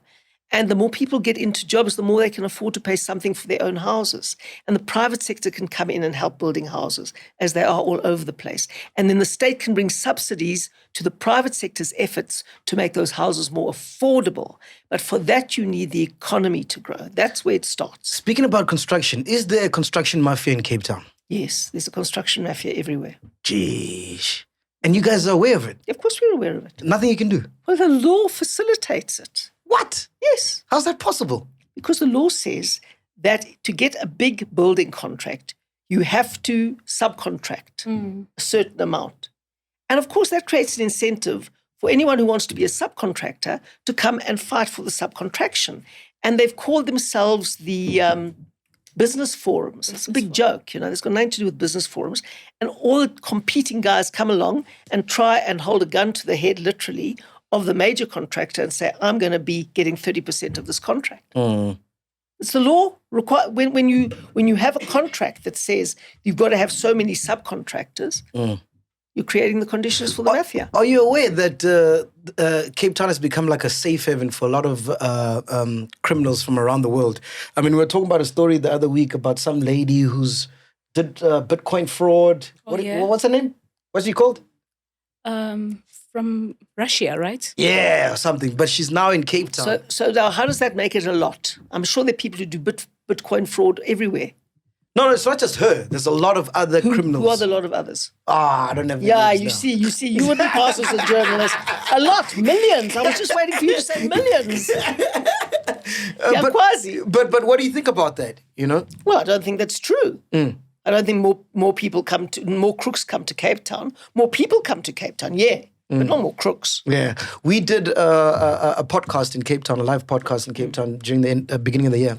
And we were speaking to some of the locals there, and they were saying that housing has become so expensive because a lot of foreigners are flocking in, and it's cheap for them, and the cost of living in Cape Town has become unbearable. What's your response to that? It's a big problem all over the world. We're doing a lot to get basic services to people. Now, the amount of urbanization has been unbelievable. And if you look at the Stats SA, the household survey, you will see that we've kept up with ensuring the local government does what they have to do, which gets people water, electricity. And we were the first city to electrify shack settlements when I was still the mayor.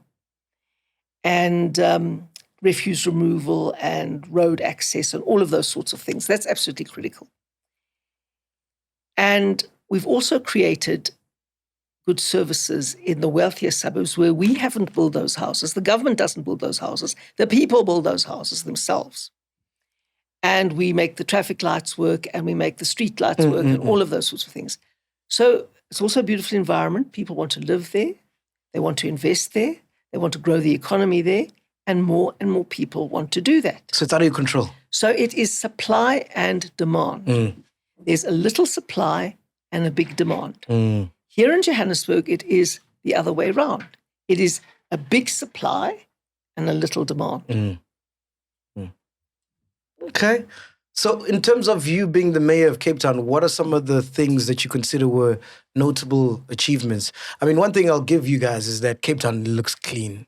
It's very, very clean, as opposed to Joburg. Joburg is just filthy, man. Well, the biggest thing I did when I was in Cape Town was I stayed in power. We had a 7-party coalition. Yeah. And that was a bloody nightmare. Yeah. And then we got an overall majority of 51% in the whole of the province in 2009. So that was really good. So what I think I did was I got an organogram going. I got the basics right. We stopped the corruption. We got the right people in the right places. And I got a very, very, very touching note from someone who retired just recently. He phoned me up and he said, my name is so-and-so, do you remember me? And I did remember his name. And he said, I'm going on retirement now and I just want to thank you. I said, for what? And he said, you came in just as the ANC was going to get rid of all of us to get their cadres into positions.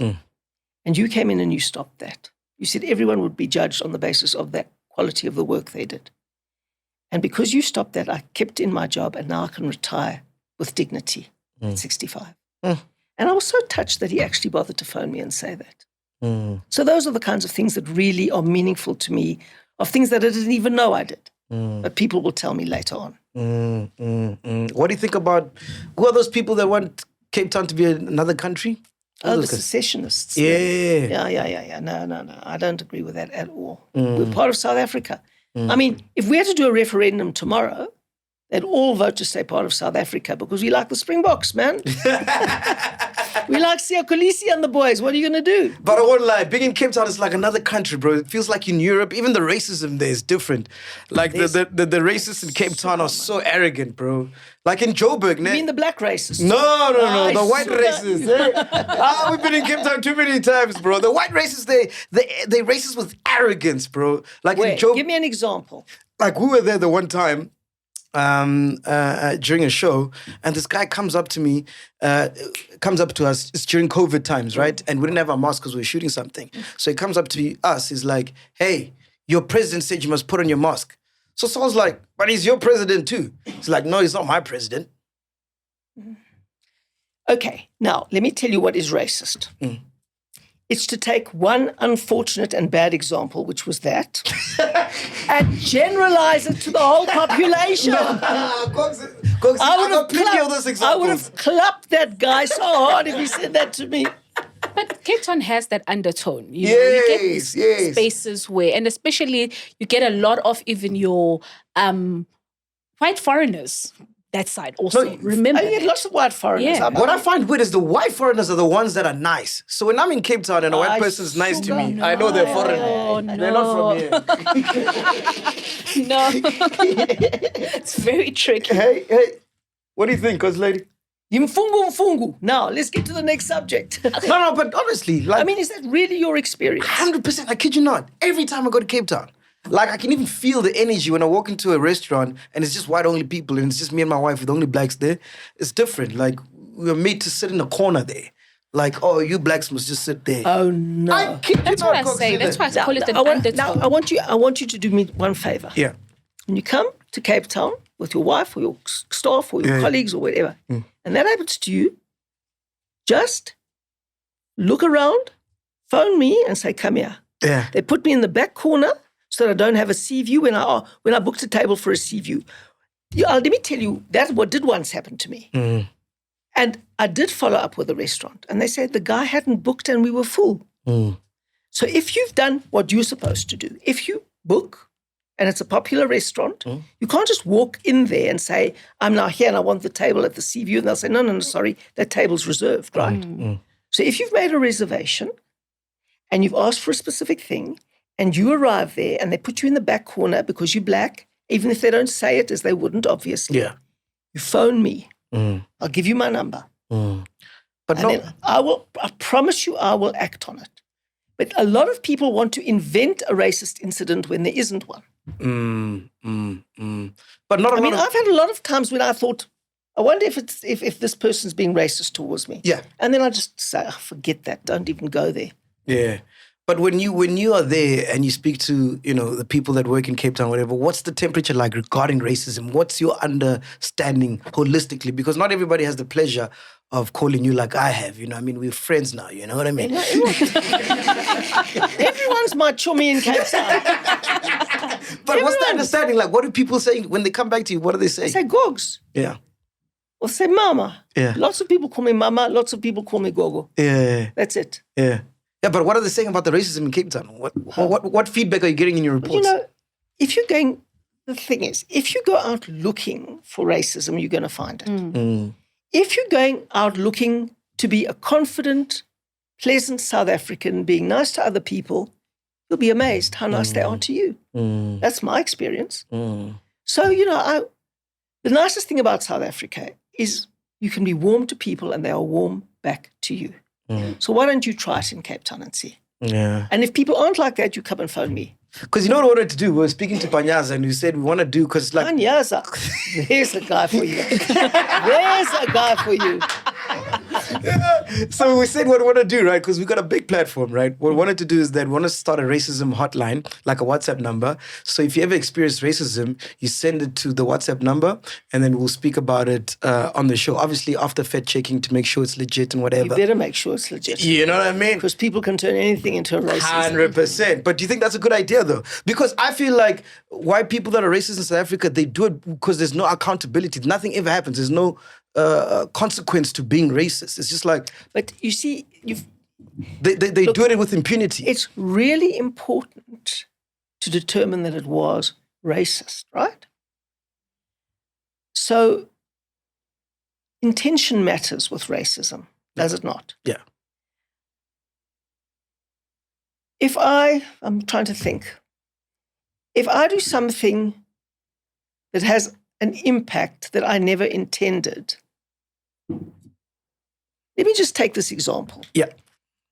Remember this huge scandal of the Duchess of something in Britain? And she was speaking to a woman who was black at an event. And she's old. She's older even than me. Can you believe it? And she's old. And she was chatting to this woman and she said... By the way, you look good for your age, eh? Well, that is because I have a wonderful woman called Janine who makes sure that I have some proper makeup on. Yeah, you must send me your numbers. Yeah. She'll do you too. You'll see how cool you look. Because I'm getting a pooza face. You be careful. I can see one's on this table here. I'm not surprised you've got a pooza face. I'm not at all surprised you've got a pooza face. I'm getting nervous here.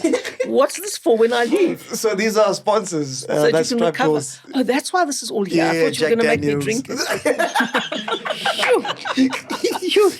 Yes. As you're saying, yes.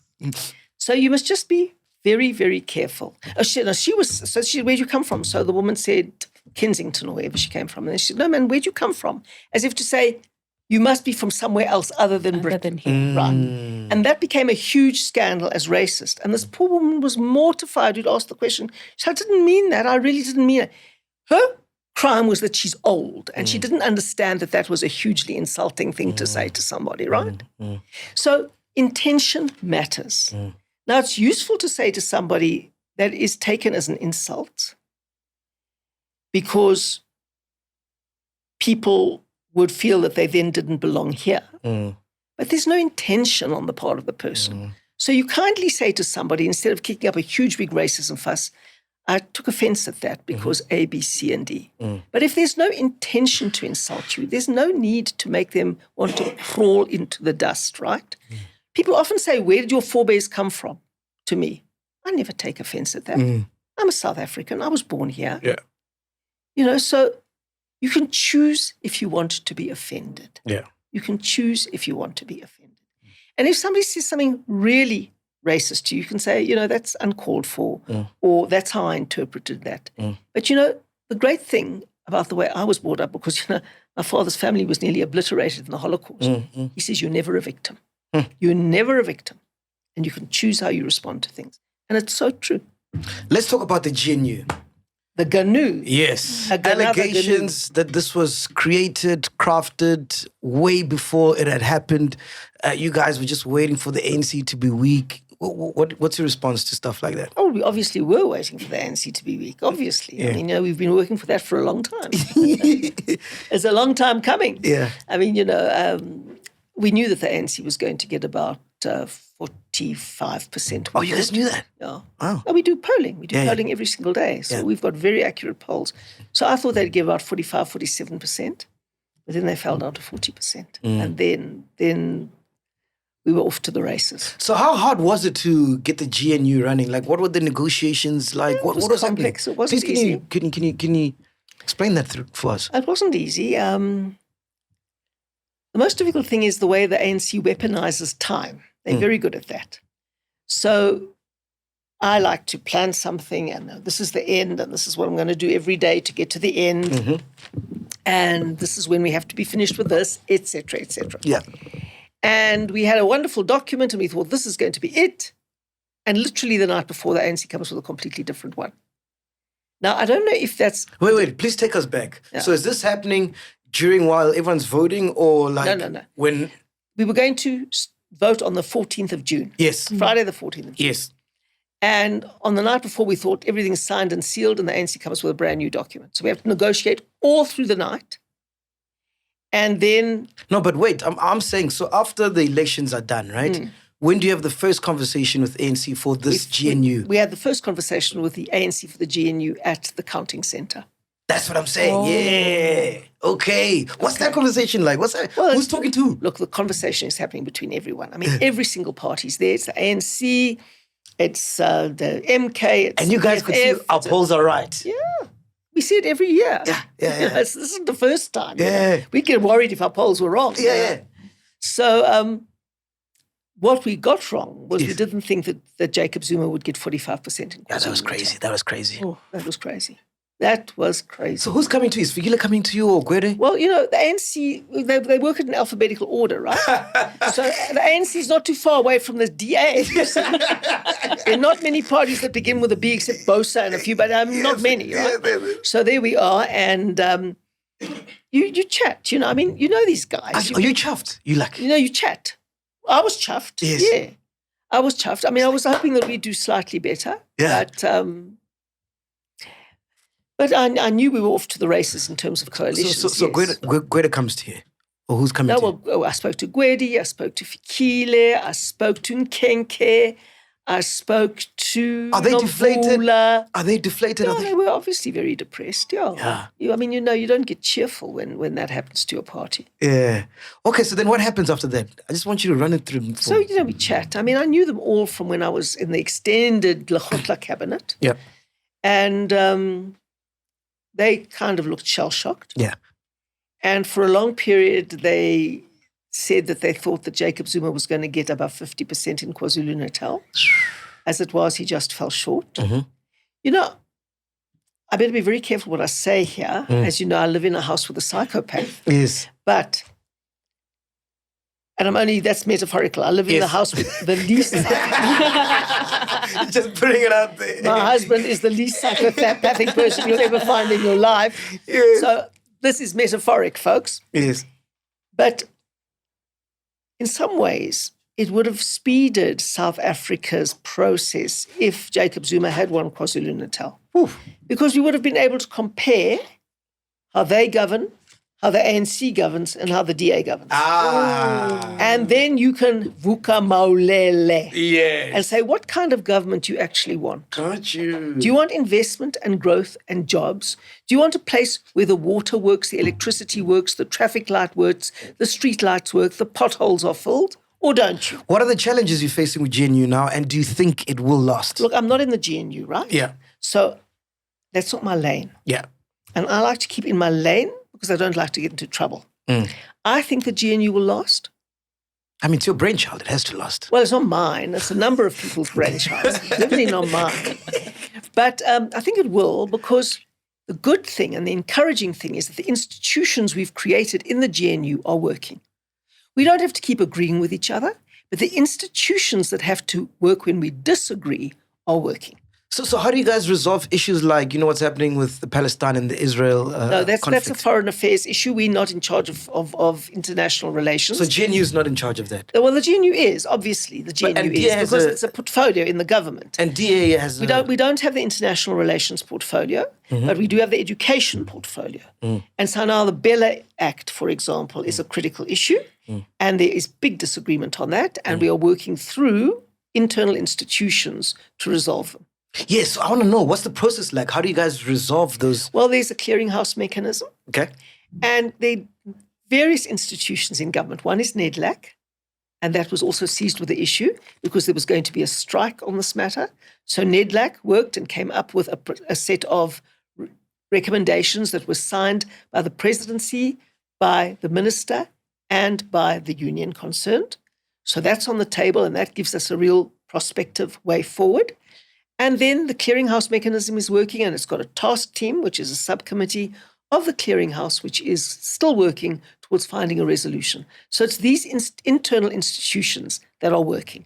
Okay, man. I'm not that smart, man. So you're going to have to give me some time to... I'll draw you a picture. So what I'm trying to say, let's say you ANC, right? So this is the GNU, right? Yeah. ANC and DA, let's just say for argument of are locked horns. You guys don't agree on anything. How does that get resolved? That's what I want to know. How does it get resolved? Well, the first thing you can try and do is resolve it by consensus. Then if you can't resolve it by consensus, then this thing called sufficient consensus kicks into play. What is that? Yeah. That's a very good question. Sufficient consensus is a South African idea that was born at CODESA between 1991 and 1994. And basically, it was an informal way of taking decisions that was never accurately defined, but it basically meant when the ANC and the NNP agreed on something, then that was fine. Okay.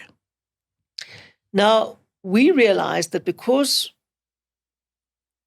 it was possible at that stage that the government would bring in a whole lot of smaller parties, we had to make sure that one party could not prevent things from happening because a party with a single seat said no. Okay, right? got you. So then we said, okay, it's got to be a decision by sufficient consensus. And then we defined sufficient consensus. And in the statement of intent, it says sufficient consensus exists when parties representing 60% of the National Assembly can agree. So that's DA and NC right now. So what position and what role do the smaller parties have to play in decision making? They will have their say and try and persuade and But if it's whatever, 60 but they're not critical to sufficient consensus. Oh, I guess why you wanted GNU. That is smart, Gogozilla. Hey, that is smart. Just going back. If you read my story on the last 24 hours, Yeah. I was prepared to break it down on that clause. Wow. Yes. Just going back, you said that you are not part of the GNU. No, How so? How? because I'm in the party. And the GNU is the government which runs the institutions. Yeah, of but state. you got influence, man. You can call John and say, hey, John, I need a a... little. But you are like the Secretary General. Yes, I'm like Fikile, Yes. yeah. So you're still kind of part of the party. I'm definitely part of the party. Yeah, yeah. And I definitely play a role in making the party run. Yeah. And the party puts candidates up and all of that, yes. Are you part of the federals, though, also? Are you within Yes, those I'm- structures? I'm the chair of the Federal Council and the chair of the Federal Executive. Okay. Yeah. So that's what I do in the party. Okay. And yes, so the party puts up candidates who get elected into government. But there is a separation between the government and the party. And that is what is violated by the policy of cadre deployment. The state is there to defend people's rights and freedoms. The government is there to implement the policy that the voters voted for. Okay. And the party is there to ensure that they can be around in the next election and that we have good candidates to stand and run and have good policies to ensure that more people vote for us. I got so many questions from chillers, right? I'll try to get through these. Chillers? Yeah. For the ZILLE chiller. Yes. I'll try to get through this as many as I can. What are your thoughts on the implications of the Bela bill for coalition governance in South Africa? Yes, the Bela bill is a big, big issue because it impacts on mother tongue education. And we want more people to have access to mother tongue education, not fewer.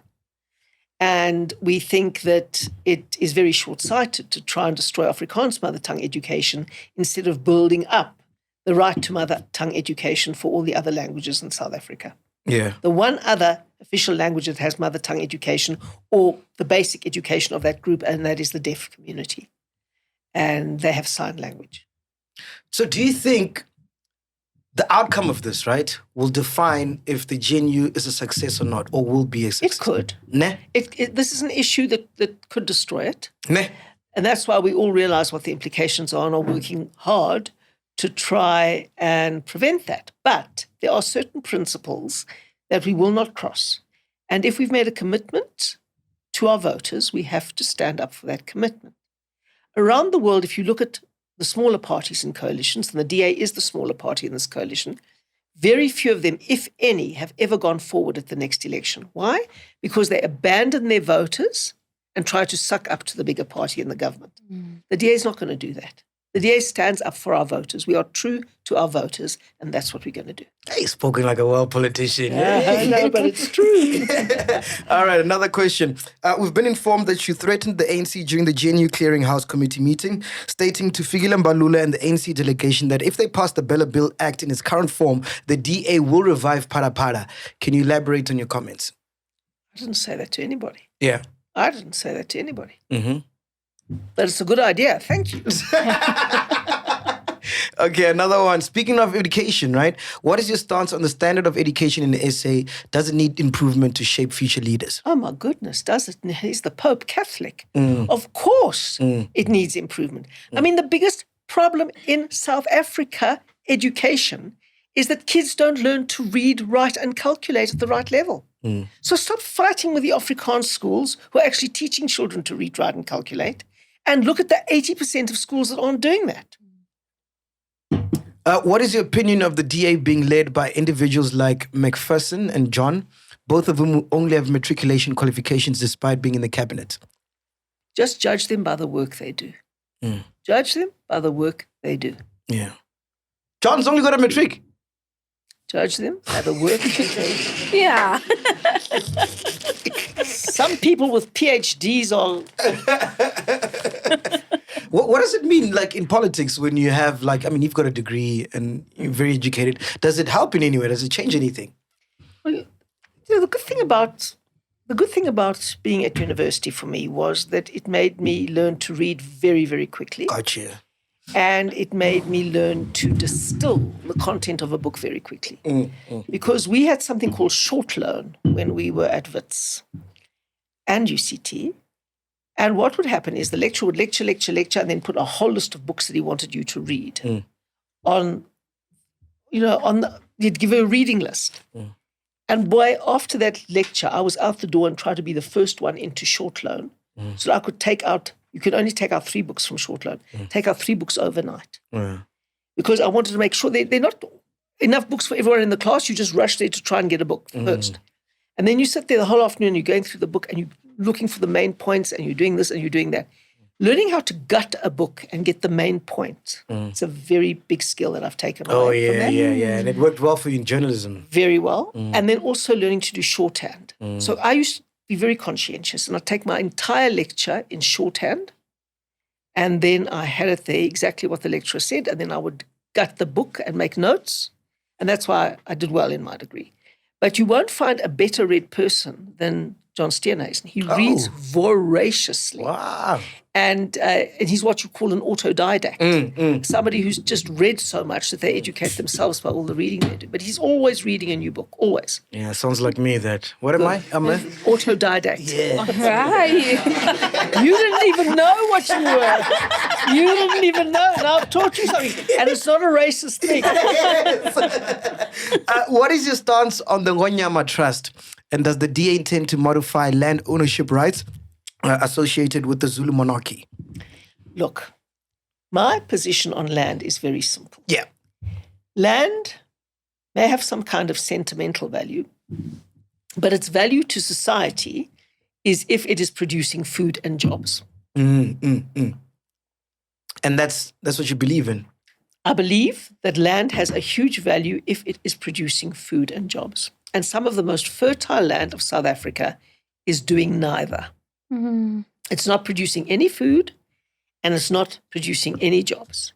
It might be producing a few mealies and some chickens for the person who's been allocated the right by the chief to be on that land, or it might be used to build a mansion from someone who the chief likes from the town who's come and built it there.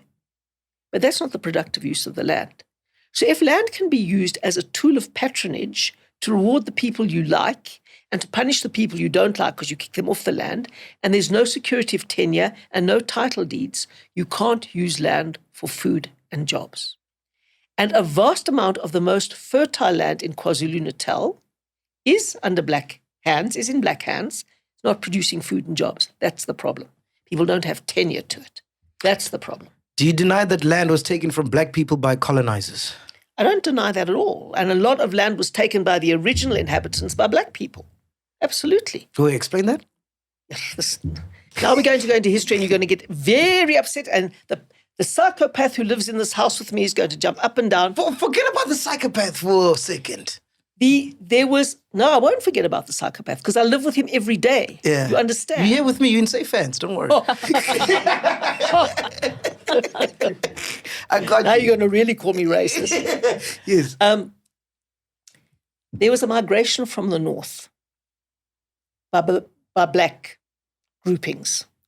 And then there was a migration down the east coast of Africa as white people were coming down the west coast of Africa in ships. That big migration was coming. Now, I've got to be very, very careful. Yeah. But King Shaka dispossessed and displaced thousands and thousands and thousands and thousands of people from their lands and scattered them into Zimbabwe, where the Bela had to move into Zimbabwe.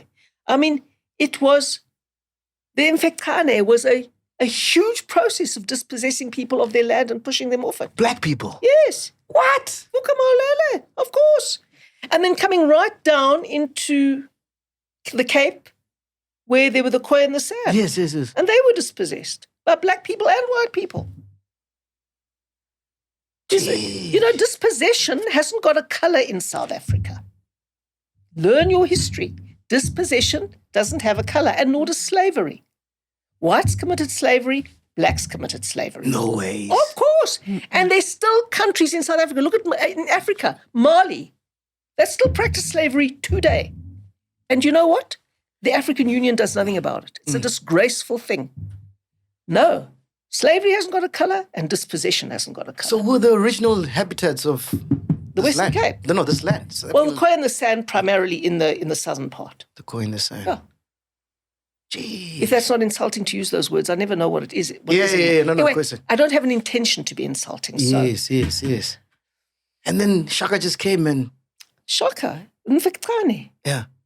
If he was a white person who did that, it'd be a different story today, I promise you. A very, very different story. And now there's going to be an outcry after I've given this podcast, and I'll have to explain myself for 20 years. And Azola Mboniswa, who's probably watching this, is having a heart attack and sending WhatsApps to me on the phone, but I can't see them. Why are you so worried about what people think, man? No, it's your no. truth. No. I don't believe in this concept, your truth. I believe there is such a thing as truth. And I don't think that everybody gets to create that truth. Unless it's my truth is that I've got hurt feelings. Yeah, you can have that truth. But when you're talking about history, Yes. you can get to the truth. It's not my truth about history is this and your truth about history. I've always wondered, where do we come from? Vendors. The vendors. Well, the vendors are the black Jews of Africa. Yeah. You know that.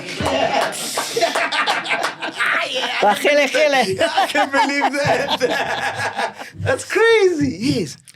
They come from the north somewhere. I don't know where exactly. Nah. Yeah. So we come from the north. But I don't know the history of the vendors, and I can't pretend that I do. Yeah. But I know a bit about the history of the Infekane. Bro, there's this graph. Sorry to call you bro. Sorry, man. That's so disrespectful. There's this graph I saw the other day. Look at this, right? Yeah. You call me Brew? Oh, okay, cool. Thank you. People have called me worse, I promise you. So this graph shows the ethnic groups in South Africa. So at number 1, it's the Zulu people. Of course. 15 million. At number 2 is Xhosa, 10 million. And then Basotho, 6 million. Pedi, 5 million. Mixed race, 5 million. Tswana, 5 million. Afrikaners, 3.6 million. Tsonga, 2.7. Swati, 1.7. Venda, 1.6. English, 1.5. Ndebele, 1.3. Germans, 1.2. There's my tribe. Hindustanis, 940. Tamils, 710. And the Greeks, 160. I'll tell George Mikalakis that he's one of 160. Hey. I don't know if that's exactly right, but we'll see. Yeah, but it's a rough estimation, you know? It's weird, right? Why is it weird? I'm just like, I didn't know there were Germans in this country, bro. I thought you were all just English. No, I mean, we're all just South Africans. Yes. You don't know who they are because they say I'm South African first. I'm South African first. And the Germans that are here, are they the ones that fled from Some. the Nazis? Some, like my parents, yeah, some. Jeez. No. I'm saying, like, remember when... But some aren't. No, remember when Hitler died, right? Yeah. A lot of Nazis fled, and one of the countries they could come to was South Africa and Argentina, whatever. Yeah, they went to Argentina and Chile and places And like South Africa as well. So are these the Germans? Some Germans are Nazis in here. I'm sure they are. Wow. I haven't gone around to check. Okay, cool. How do you respond to claims that the DA policies could undermine traditional leadership structures in South Africa? Look, it's difficult. We are a constitutional democracy. And we recognize traditional law to the extent that it doesn't undermine people's constitutional rights. So we would have a big problem with saying to women that they don't have rights, for example. And by saying that women have to be subjected to men and forfeit their rights. We would have huge difficulties with saying that people, for example, could forfeit their right to a fair trial and that they wouldn't be able to own land. We have a problem with that sort of thing. But there is definitely a way, because Britain started it, of having traditional leadership like the king and the queen and all of that, living side by side in a constitutional democracy. You can do it. Yeah. And that's the way we propose to do it. I got another question here. I don't know if it's the same question. I don't know if you've answered it. But it says KZN and Gauteng are undoubtedly pivotal in South African politics due to their combined population and voting power. However, it is intriguing that DA leaders appear to have overlooked engaging with influential Shembe Church, which has over 8 million followers, primarily in KZN and Gauteng. Why have DA leaders not acknowledged or engaged with this significant influence? I've been asked to the Shembe Church a number of times when I was the leader, and I went every time. So if people want me to come, I'll be there. Is that the only church you've... No, I went to the that incredibly big ZCC gathering at Easter in Limpopo. Yeah. It was the one of the most... I wanted to get the guy to run my next election there who ran that place. It's incredible, right? Maria. Unbelievable. Mariah. Yes. I could Mariah. Not Maria. Call. Yes. It's Maria, but in the Bible, there's exactly the same word, and we used to say it that way. Yes, Maria. Yes.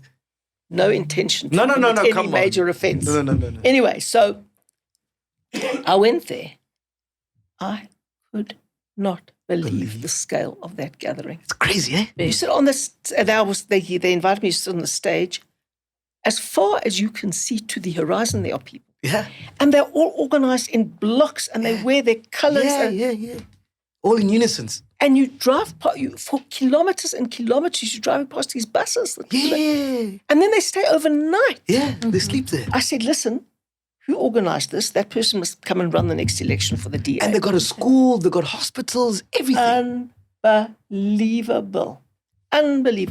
What's the It influence? shows you what people can do when they actually want to organize, when they are motivated to do so. What's the influence of churches and Massive.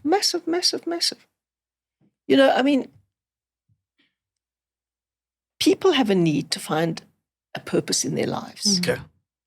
And they need to try and make sense of what would otherwise be completely meaningless. And this notion that there is a supreme being that guides the way you live is a very, very powerful common factor that exists in all peoples, everywhere. And it's manifested in the three major Abrahamic faiths, which all come from that little bit in the Middle East, with consequences still for today. And it's the power of religion is extraordinary. Here's another question. Who do you predict will emerge as the ANC's presidential candidate in 2027? Panyaza Lusufi, Fikile Mbalula, or Paul Mashatile? What impact will the results of this conference have on the GNU? This inquiry arises from the fact that some of these leaders are often labeled as proponents of radical economic transformation, which the DA opposes. Well, the person who succeeds Cyril Ramaphosa will be pivotal for the country. Forget anything else, it'll be pivotal for the country. And you must realize that if you think things are bad now, they can get a lot worse. We might have 42% unemployment now on the extended definition, but it can go to 60%. Jeez. So let's not play games. Let's understand that economic recovery is a very difficult thing. And let's not pretend that it's all about people beating their chests and trying to turn this into a contest between races, which it is not. We're all together in this boat trying to fix South Africa, to make the economy grow, and to give a future to all of our children. That's what we're busy with. So she didn't say who she thinks, no? Look, I don't think those are the only. I don't think those are the only three candidates. Oh, for real? No, for real. No, for real. But I'm not saying anybody, because then they won't have any chance at all. So you're not catching me on this one. Do you think Patrice Motsepe has ambitions to become the president? My lips are sealed. Who's bubbling under then? Yeah, who's bubbling There under? are lots of people bubbling, but Wink if it's Patrice. I do not. I was not going to mention Patrice, but I want to tell you that I'm not mentioning any names, because that'll destroy their chances. Play with your hands if it's Patrice.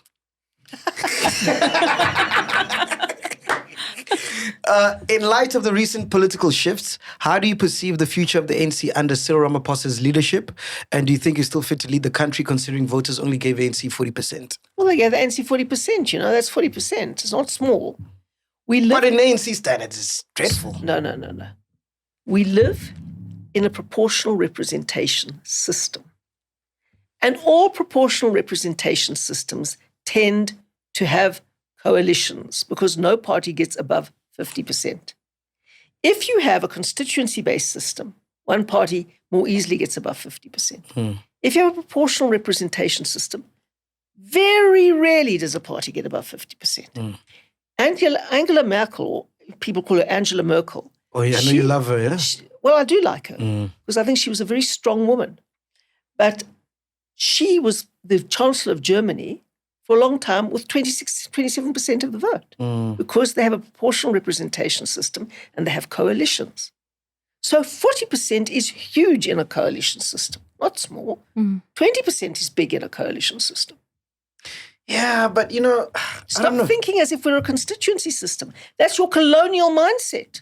But don't you think that the political system in itself is very archaic in terms of the people have voted. It's clear. We went to the polls that we don't want the ANC, but they're still in power. Clear. It's not clear. 40% of people voted for the ANC. They're still the biggest party. You can't say we don't want the ANC. 40% of South Africans do. But what do you think about the political system? Don't you think it's a bit old school? I mean, we've got AI now. Can't we just move with the times? Because... Well, AI, what's AI supposed to do? Govern the country. Yeah. I'd do a better job, man. Wow. Let me tell you, look, AI is potent. And we're only seeing the baby steps of AI now. And generative AI is particularly disruptive. And there is seriously a chance that AI could become more intelligent than humans. Because as I understand it, and I can't pretend to understand it, AI starts to work like the human brain. And if you think of a child, when a baby's born and it slowly hears words and patterns and puts them together, and the more and more and more of that gets into his brain, the more they can work out the patterns, and then they can start to speak on their own. Well, that's basically what AI does. It mimics the way the human brain works and draws in information and puts it together in patterns and then draws conclusions from it and then can generate new insights and new things from it. Now, the human brain gets to a peak and then it declines and then you die. But AI will carry on accumulating and accumulating and accumulating and accumulating. Right. And it's going to probably become much more clever than any human being. Ever. And there is a massive risk to that. You do understand that.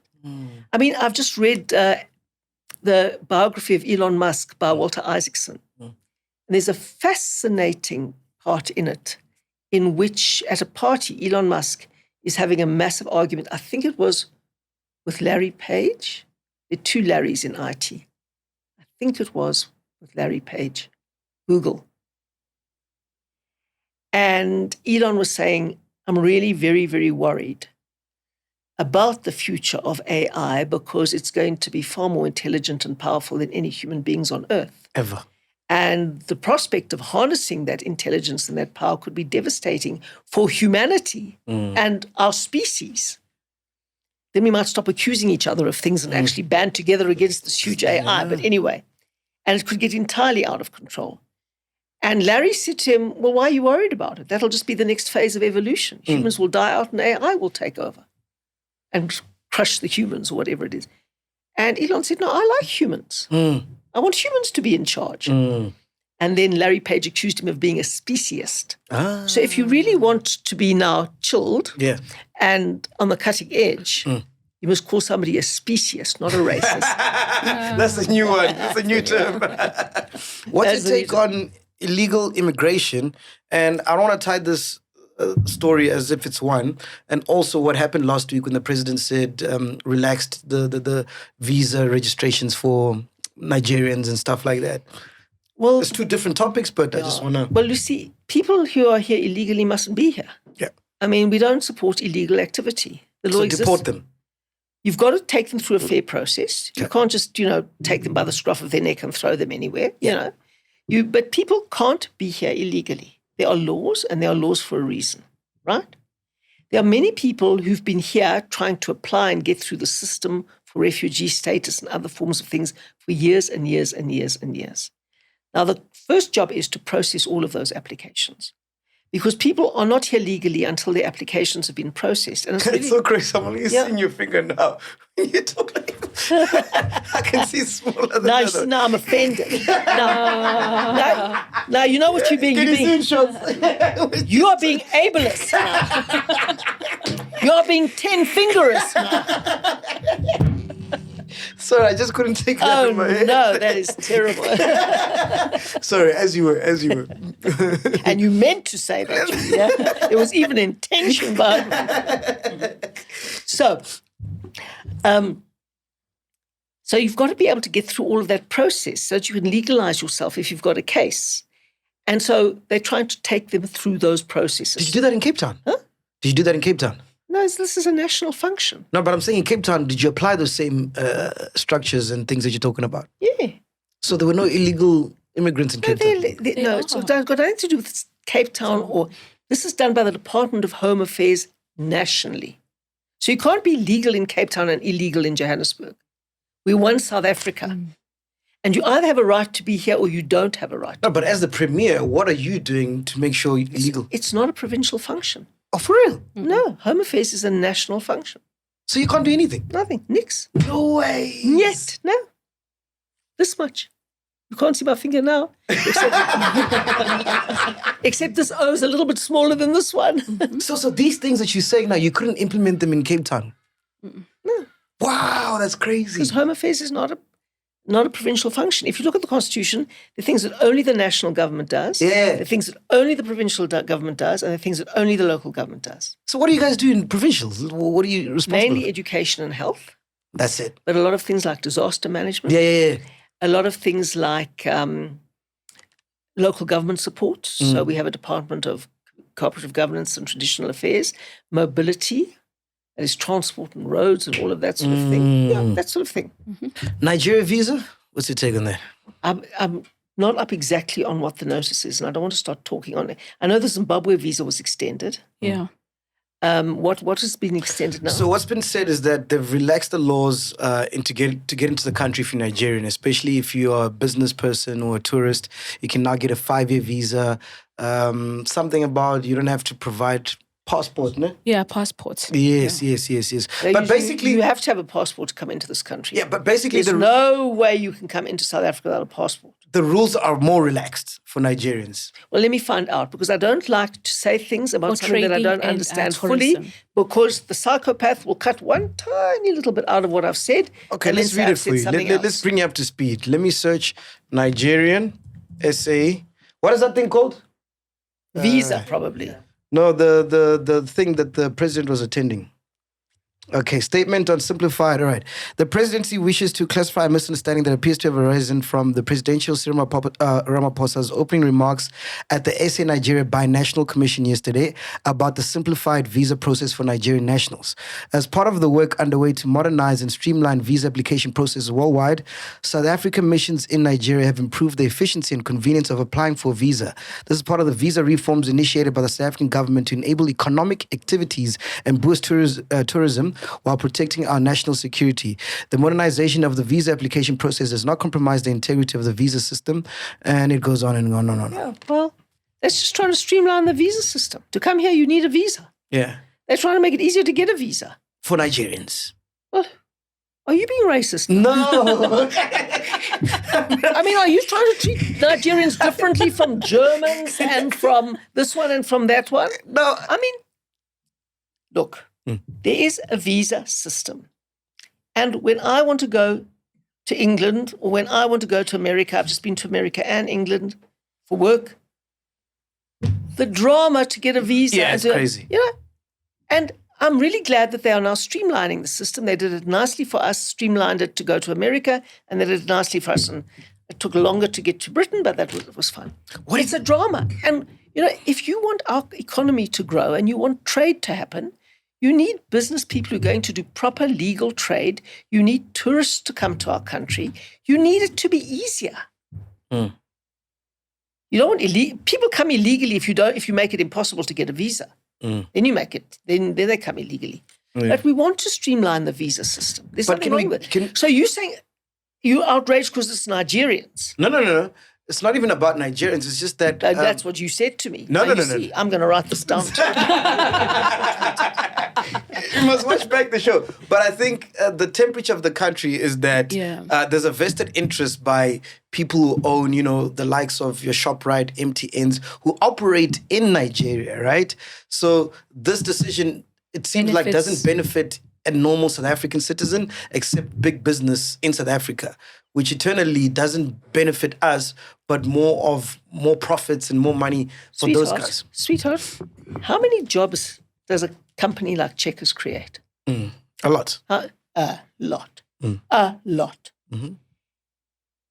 You do not know how much business benefits ordinary people in South Africa. Imagine if there wasn't competition between Checkers and Pick n Pay and all the other things. Imagine if all of those jobs weren't being created. You wouldn't get food. You wouldn't be... I mean, please. They go for big profits. They ignore ordinary people. Try living in a country without business and you'll see what it looks like. I'm Anvuka. Vuka Maulele. Yeah. All right, cool. Do you understand why many black people would never trust and vote for a white government in South Africa? Well, who's a white government? No one would ask them to vote for a white government. No one wants a white government. So it's a hypothetical question. Isn't DA maybe? We have got 452 black public representatives. Go and tell Siviwe Gwahube she's white. Go and tell Solly Malatsi he's white. Go and tell Solly Msmanga he's white. Come on. The only time that people ever notice the hundreds of black public representatives in the DA is if they leave and call us racist. And everyone knows them. Before that, okay, we've got 3 now, black public representatives in the DA. Name them for me. I don't even know one. Exactly. So the media is so racist, they are racist, that every time somebody leaves the DA and calls us racist, then they become famous. Then they become a hero. They used to call Musi Maimane a sellout when he was still the leader of our party. But when he left us, then he became a hero. That's how it works. It's not us that's racist. It's them that's racist. What do you think about everybody leaving the EFF? Black Exodus.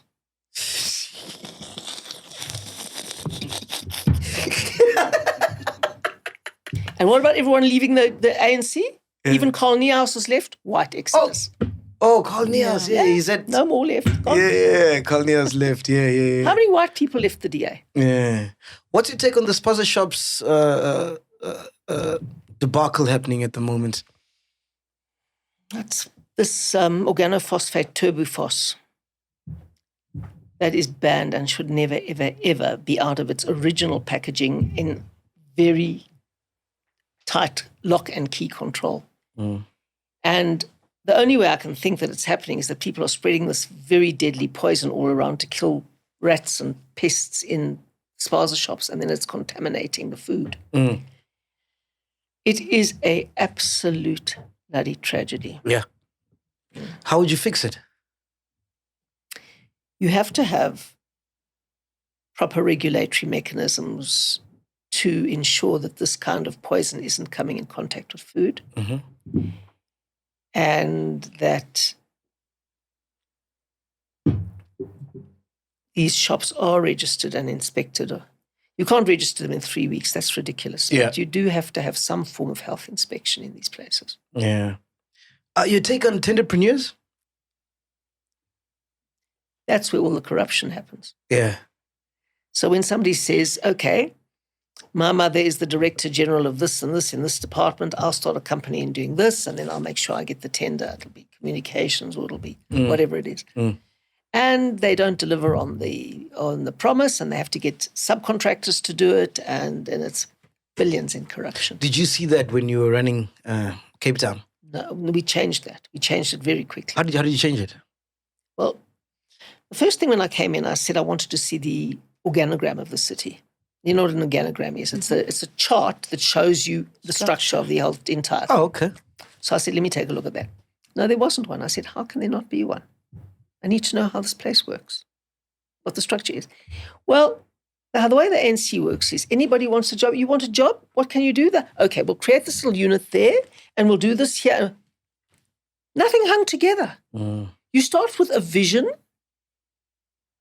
a goal, a plan, and then the organization follows what you're doing to implement your plan, right? Nothing.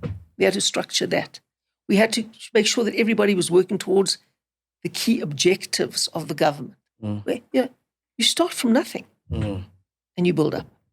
But the ANC had managed to destroy it entirely, so we could actually fix it within 5 years. Beautiful. Helen Zille, thank you so much for coming through. Really appreciate your time. Ghost Lady, do you have a question?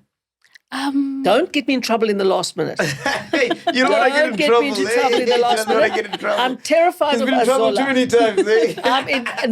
times. I'm scared of Azola Mboniswa. He's going to wring my neck. So with the trouble that you get is obviously through Twitter. Like sometimes your tweets, and actually most of the time, they've been misconstrued and written, whatever you write, then it's just depicted in a certain way. Haven't you ever thought, okay, maybe I should just leave this platform? No, because then you let them win. You let all these manipulators and misconstruers and psychopaths it seems like win. it's never worked for you, though. Oh, it does. I've got a huge following on Twitter. I've got more Twitter followers than MacG has got podcast followers. Oh, okay. Exactly. If he came and sat here and was vanilla and all sweet, do you think people would follow him? Not. Not really. Now, he must catch up with me now. I'm 1.5 million. Okay. 1.5 million. And they're all supportive. No. But do you think that everyone watches you is supportive? No, definitely not. The point is about being a politician is that you divide people. Not deliberately, but not everyone is going to agree with you, right? So you divide people. And as long as enough people agree with you, that's fine. Not everyone's going to like you and not everyone's going to agree with you. So because there are mad people on Twitter and a whole lot of bots, that was Bell Pottinger, and all the bots come in and they manipulate. I mean, I wrote a second book in which I spell out exactly how I investigated all the bots that were after me. Thousands and thousands, you know? So of course, there are going to be people who are going to carry on like that. Doesn't worry me at all. I just say, when I die, will I know that I did everything I could to make South Africa a success for all our children. What's your relationship like now with social media? Do you wake up? I love it. Yeah, so first thing in the morning, you're out there? No, because first thing in the morning, I'm having to quickly check my WhatsApp from Janine in case I'm missing a meeting. Yes. So that's what I do first thing in the morning. Okay. But I look at Twitter now and again and I fire off a few missiles. Because you were one of the first Twitter influencers. I think you were one of the first people to get 1 million, right? Yeah. Wow. I think so, maybe. Yeah, that's incredible. I was one of the top in the world, women in the world at one point. What's your take on Donald Trump winning the election? What does it mean for SA? What it means for SA is that we better be bloody careful because he won't hesitate to kick us out of AGOA. and put massive tariffs on our trade. And it's going to not be pretty. It'll cost us thousands of jobs. I think he's thinking about it already. So do you talk to him? Like, do you give him a call? No. Be like, congratulations. No. Yeah. We're not in the same WhatsApp group. But you've had privilege to speak with his advisors. I've spoken to his advisors, yes. Wanted to ask you, when it's all said and done, what do you want to be remembered as? I thought you were saying what I want to be when I grow up. No. Like, what do you want to be remembered as? I want to be remembered as a person who did her very best to ensure that the country that she loved was a place that offered opportunities to all people who wanted to use them and build successful lives. Yeah. Oh, that's beautiful, man. What's your motivation to stay in politics? I mean, you're old now. I'll just get on a boat. Old? Sam Chuck. Nice. What we've had? We've had ableists. We've had ageist. We've had sexist. And we've had racist in one podcast. Aibo. If I was you, I'd just get on a One boat. podcast. I'd just get on a boat, set off to the sunset. Screw South Africa, they'll figure it out. No ways. You've got to have a right political framework for anything else to work. And I was called upon to do that. I just feel in my head I was. Okay, so what would you have to achieve where you'd be like, okay, my purpose is done now? When do you retire? When I'm voted out of office. Or when people say to me, don't bother to stand. None of us are going to vote for you. It's grand. We're good. Yeah, we're good. Yeah. Christmas is around the corner. What does Christmas look like at your household? Well, my job with my granddaughter, we are mandated to do the decorations. Okay. So I've been looking on clips on Instagram and all sorts to find these lovely, lovely crafts that we're going to do. And I had to also hire all the tables. So we're going to have 29 people at my daughter-in-law's house. Wow.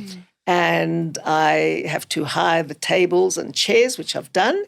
And I have to decorate the whole thing and get string lights up and all of that. Yeah. So that's my job. Yeah. She doesn't let me come near the cooking. Yeah. Not anywhere near the cooking. I heard there's a picture here that we got sent, and you can actually see. Sent? By who? Yeah, I don't worry, by who. Don't worry, Chief. I think iemand praat uit die huis uit. So she's literally, I don't know what she's burning here. So this is a picture of HELEN ZILLE. We'll put it up in post.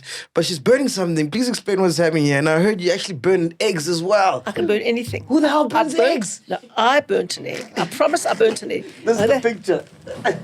Oh my God, that was me as the premier in Leeuwenhof, in my pajamas. Yeah, what are you burning then? Me in my pajamas. I burnt sausages. I was cooking for my family in Leeuwenhof in my pajamas. I was making them a slap-up breakfast. That's the picture. Let me tell you this. Yes. It wouldn't be a meal cooked by me if something wasn't burnt. Yeah. When I have to cook at my house, I have a whole agenda and time and this and this and this, and the alarms are all going and there, because I always start doing other things. I always want to quickly answer this email and quickly take this phone call and quickly write this note and then something always gets burnt. Yeah. And I try to make absolutely sure I don't do it, and I keep my eyes focused on this one thing, because I'm very good at multitasking, but cooking, you've got to focus, right? Yeah. And when I was making this breakfast, everything was fine. And then at the end, I burnt the sausages. And my son said, I've got to take this picture for immortality. I know you said that to you. Yes. I know you said that to you. Yeah, it's me in my pajamas burning the sausages when I was the premier, cooking a meal at Leeuwenhof. Before you came, naughty. Before you came and before we played the game earlier, the game wanted to play with you, right? We were going to put pictures up of Amapiano artists. So Amapiano is like a big genre. I'm starting to learn the piano. What do you mean? Oh, for real? Yeah. So we're going to put up pictures of Amapiano artists. Huh? And if you get it wrong, there was going to be a bowl full of sex questions, like your favorite position, when you lost your virginity. And if you get it wrong, you're going to have to answer one of those questions. But we're like, no, man. No, man. Let's be respectful, you know? No. But when did you bring your virginity? Yo.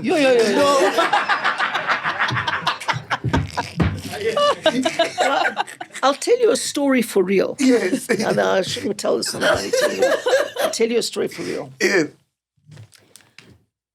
When it was the height of AIDS, right? Yeah. And I think I was either Just the mayor put the or mic just... yeah, thank you. I was the mayor, or I just started being the premier. Yeah. And we wanted everyone to go and get tested, and people weren't going to get tested, right? And we had to then show as an example that we were all going to go and get tested, right? So every International AIDS Day at the beginning of December, I think it's the 1st of December, I trot out and get tested. So this young lady's been now trained to interview you. You know? So she's got this whole form and she's got to fill it in, all the questions. So she says to me, when did you last have unsafe sex?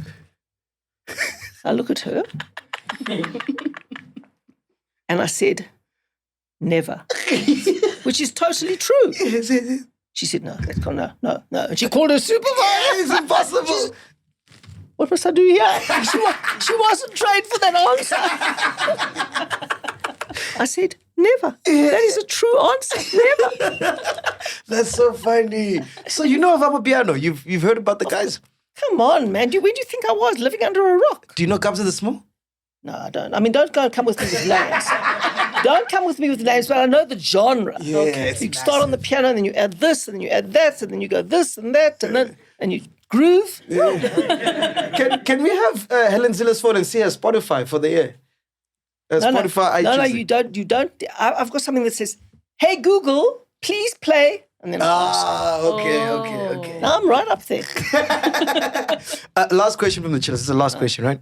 Looking ahead to the future, what advice would you give to young South Africans who are interested in pursuing careers in politics or public service? And what role do you believe they can play in shaping the country's future? Right.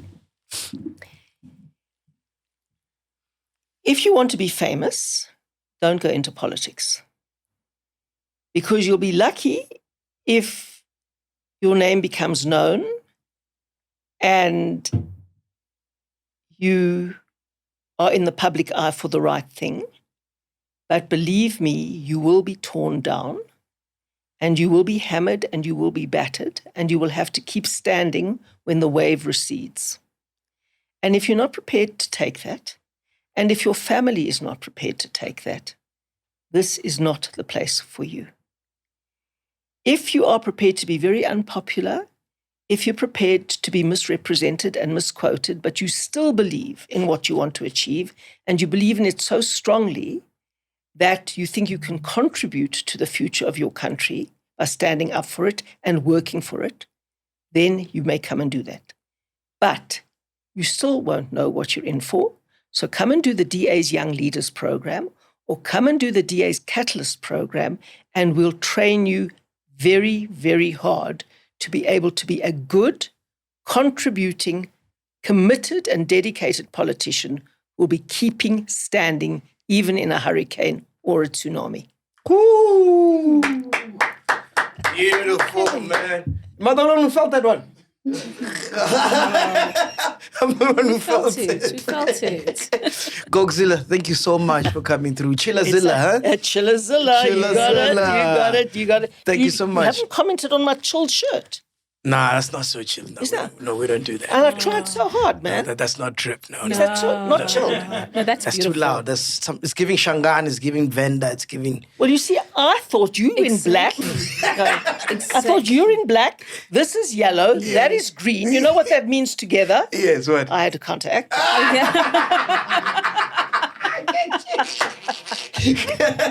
Ladies and gentlemen, please make some noise for Helen Zilla. Gogzilla, thank you so much. Appreciate your time. Podcast and chill. We are here, man. Boom. Welcome to Black Excellence. Do not fear, for if you do, just sip on some grandeur. And if you still do, ask ourselves, what would Mapapunzi do? Parama chilla, itlesha lefiki. Ungoyigi, even if when they ask you, how sabiini, do not fear. For if you do, just say, Anistiri. This is the medicine of censorship. This is the pill. Which one is that one? Podcast and chill.